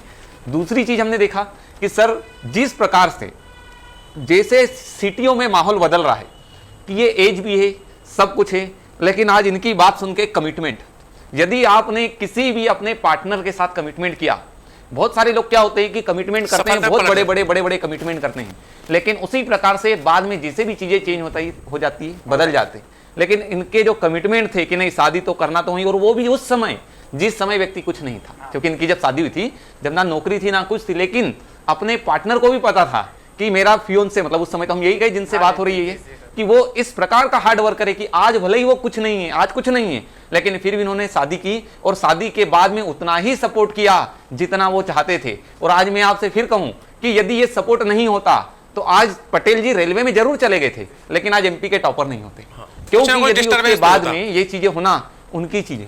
और दूसरा सर एक चीज और इनसे मैंने देखी कि यदि आपने एक ड्रीम बना लिया मतलब आपके पास उस समय ऑप्शन भी सब आए थे कि टीचिंग में अच्छा खासा पैसा ले सकते थे, सब कुछ कर सकते थे, अपने ट्रैक से डाइवर्ट भी हो सकते थे, लेकिन इन्होंने उस समय पैसे को भी अवॉइड कर दिया, क्योंकि ये जो पैसा मिलेगा ये हमें कुछ समय के लिए मिलेगा, लेकिन यदि मेरा ड्रीम है तो उससे कॉम्प्रोमाइज नहीं करूं। मतलब आपका ड्रीम है, आप उतनी चीजें करें। मैं आपसे फिर कहूं कि हम हर समय पेरेंट्स पे डिपेंडेंट नहीं हो सकते, क्योंकि एक एज के बाद में हमारी भी रिस्पॉन्सिबिलिटी, तो आप सब काम करें, लेकिन हम तो कहे कि फिर अपने ड्रीम को अपने उस बेड के पास में लगा दे कि आप उठे तो देखे, सोते सोते देखते रहे और उसके साथ कॉम्प्रोमाइज नहीं किया। और आज यही कारण है कि आज इनके सक्सेस का, कि यदि आज इनकी जो बातें हमने देखी, ईमानदारी, कमिटमेंट, उसके बाद में अपने ड्रीम से किसी भी प्रकार का कॉम्प्रोमाइज, कुछ सभी चीजें उन्होंने उसी प्रकार से मेंटेन करके रखी। और आखिरकार जब इतनी ईमानदारी थी तो ऊपर से भगवान ने भी उनका उतना सपोर्ट किया कि यदि आपने जैसे बताया 21 की तो मैंने इतने अच्छे लेवल पे तैयारी नहीं की थी, लेकिन आपके द्वारा की गई हिंदी पे मेहनत, सीसेट के दम पे आप एग्जाम निकाल जाते हैं प्री, पुराने कर्म आते हैं। और फिर सर आपसे मेरी चर्चा हुई थी, इनसे आगे वो शुभम जी शर्मा जो अभी रेंजर ही है 2020 में, उनके मार्क्स थे। हमारी रिजल्ट के 3 दिन पहले ही बात हो रही थी और उस दिन भी हमारी चर्चा हुई, तो हमने भी इनसे कहा कि यार हो सकता है आपकी फर्स्ट रैंक का लग जाए। सर रिजल्ट के 3 रोज पहले ही हमारी चर्चा हो रही थी। उसी के बाद में जिससे रिजल्ट आया तो मैं लाइव क्लास ले रहा था, एक बच्चे का मैसेज आया, सर रिजल्ट आ गया। मैंने वहीं से लाइव फोन लगाया था, लाइव क्लास में ही था, और इनके पास में दूसरा कॉल था। ये बोले कि सर एक मेरे मित्र का फोन आया, तो अच्छा इनका ही आया था पहला। देखिए अब आप देखेंगे कि जिनका पहला कॉल आया था ये नागर जी का ही आया, और अभी आप इंटरव्यू भी आगे पीछे था, इनका पहले हुआ था और मेरा जस्टिन के बाद। अच्छा। और दूसरा सर मैं आपसे रियल कहूँ, लाइव सेशन में इन्होंने मेरे को एक ही बात कही, सर आज वो वाली फीलिंग आ रही है जो महेंद्र सिंह धोनी को आ रही थी, कि वो एक टिकट कलेक्टर टीसी होने के बाद में इंडिया में उस लेवल पर पहुंच गए, और आज सर मेरा रिजल्ट आया, मैंने फर्स्ट रैंक मारी। अब आप कहें कि वो उस समय, और जैसे आपने देखा ही देखा कि रियल में नेचुरल चीजें, एक चीज होती है बहुत सारे लोग दिखावा करते हैं आज, लेकिन इनकी जो चीजें हमने देखी बिल्कुल नेचुरल, बिल्कुल सामान्य तरीके से। और जो बच्चे सोचते हैं, जैसे इन्होंने बताया कि बहुत स्पेशल लोग होते हैं, बहुत बड़े बड़े लोग, कोई नहीं होता है, मेहनत होती है, केवल और केवल मेहनत। और यदि आपकी मेहनत वैसी होती है तो हम आपसे फिर कहें, रात चाहे जितनी लंबी हो सकती है, चाहे जितनी अंधेरी हो सकती है, लेकिन उजियारा जरूर होता है। और उसी के बाद में मैं एक लाइन के साथ में और चीजें खत्म करना चाहूंगा कि सर उम्र थका नहीं सकती, उम्र थका नहीं सकती, ठोकरें गिरा नहीं सकती, उम्र थका नहीं सकती, ठोकरें गिरा नहीं सकती। अगर जुनून हो जीतने का, कि अगर जुनून हो जीतने का, तो हार भी आपको हरा नहीं सकती। और ये बिल्कुल आपने वही चीजें साबित करके दिखाई है।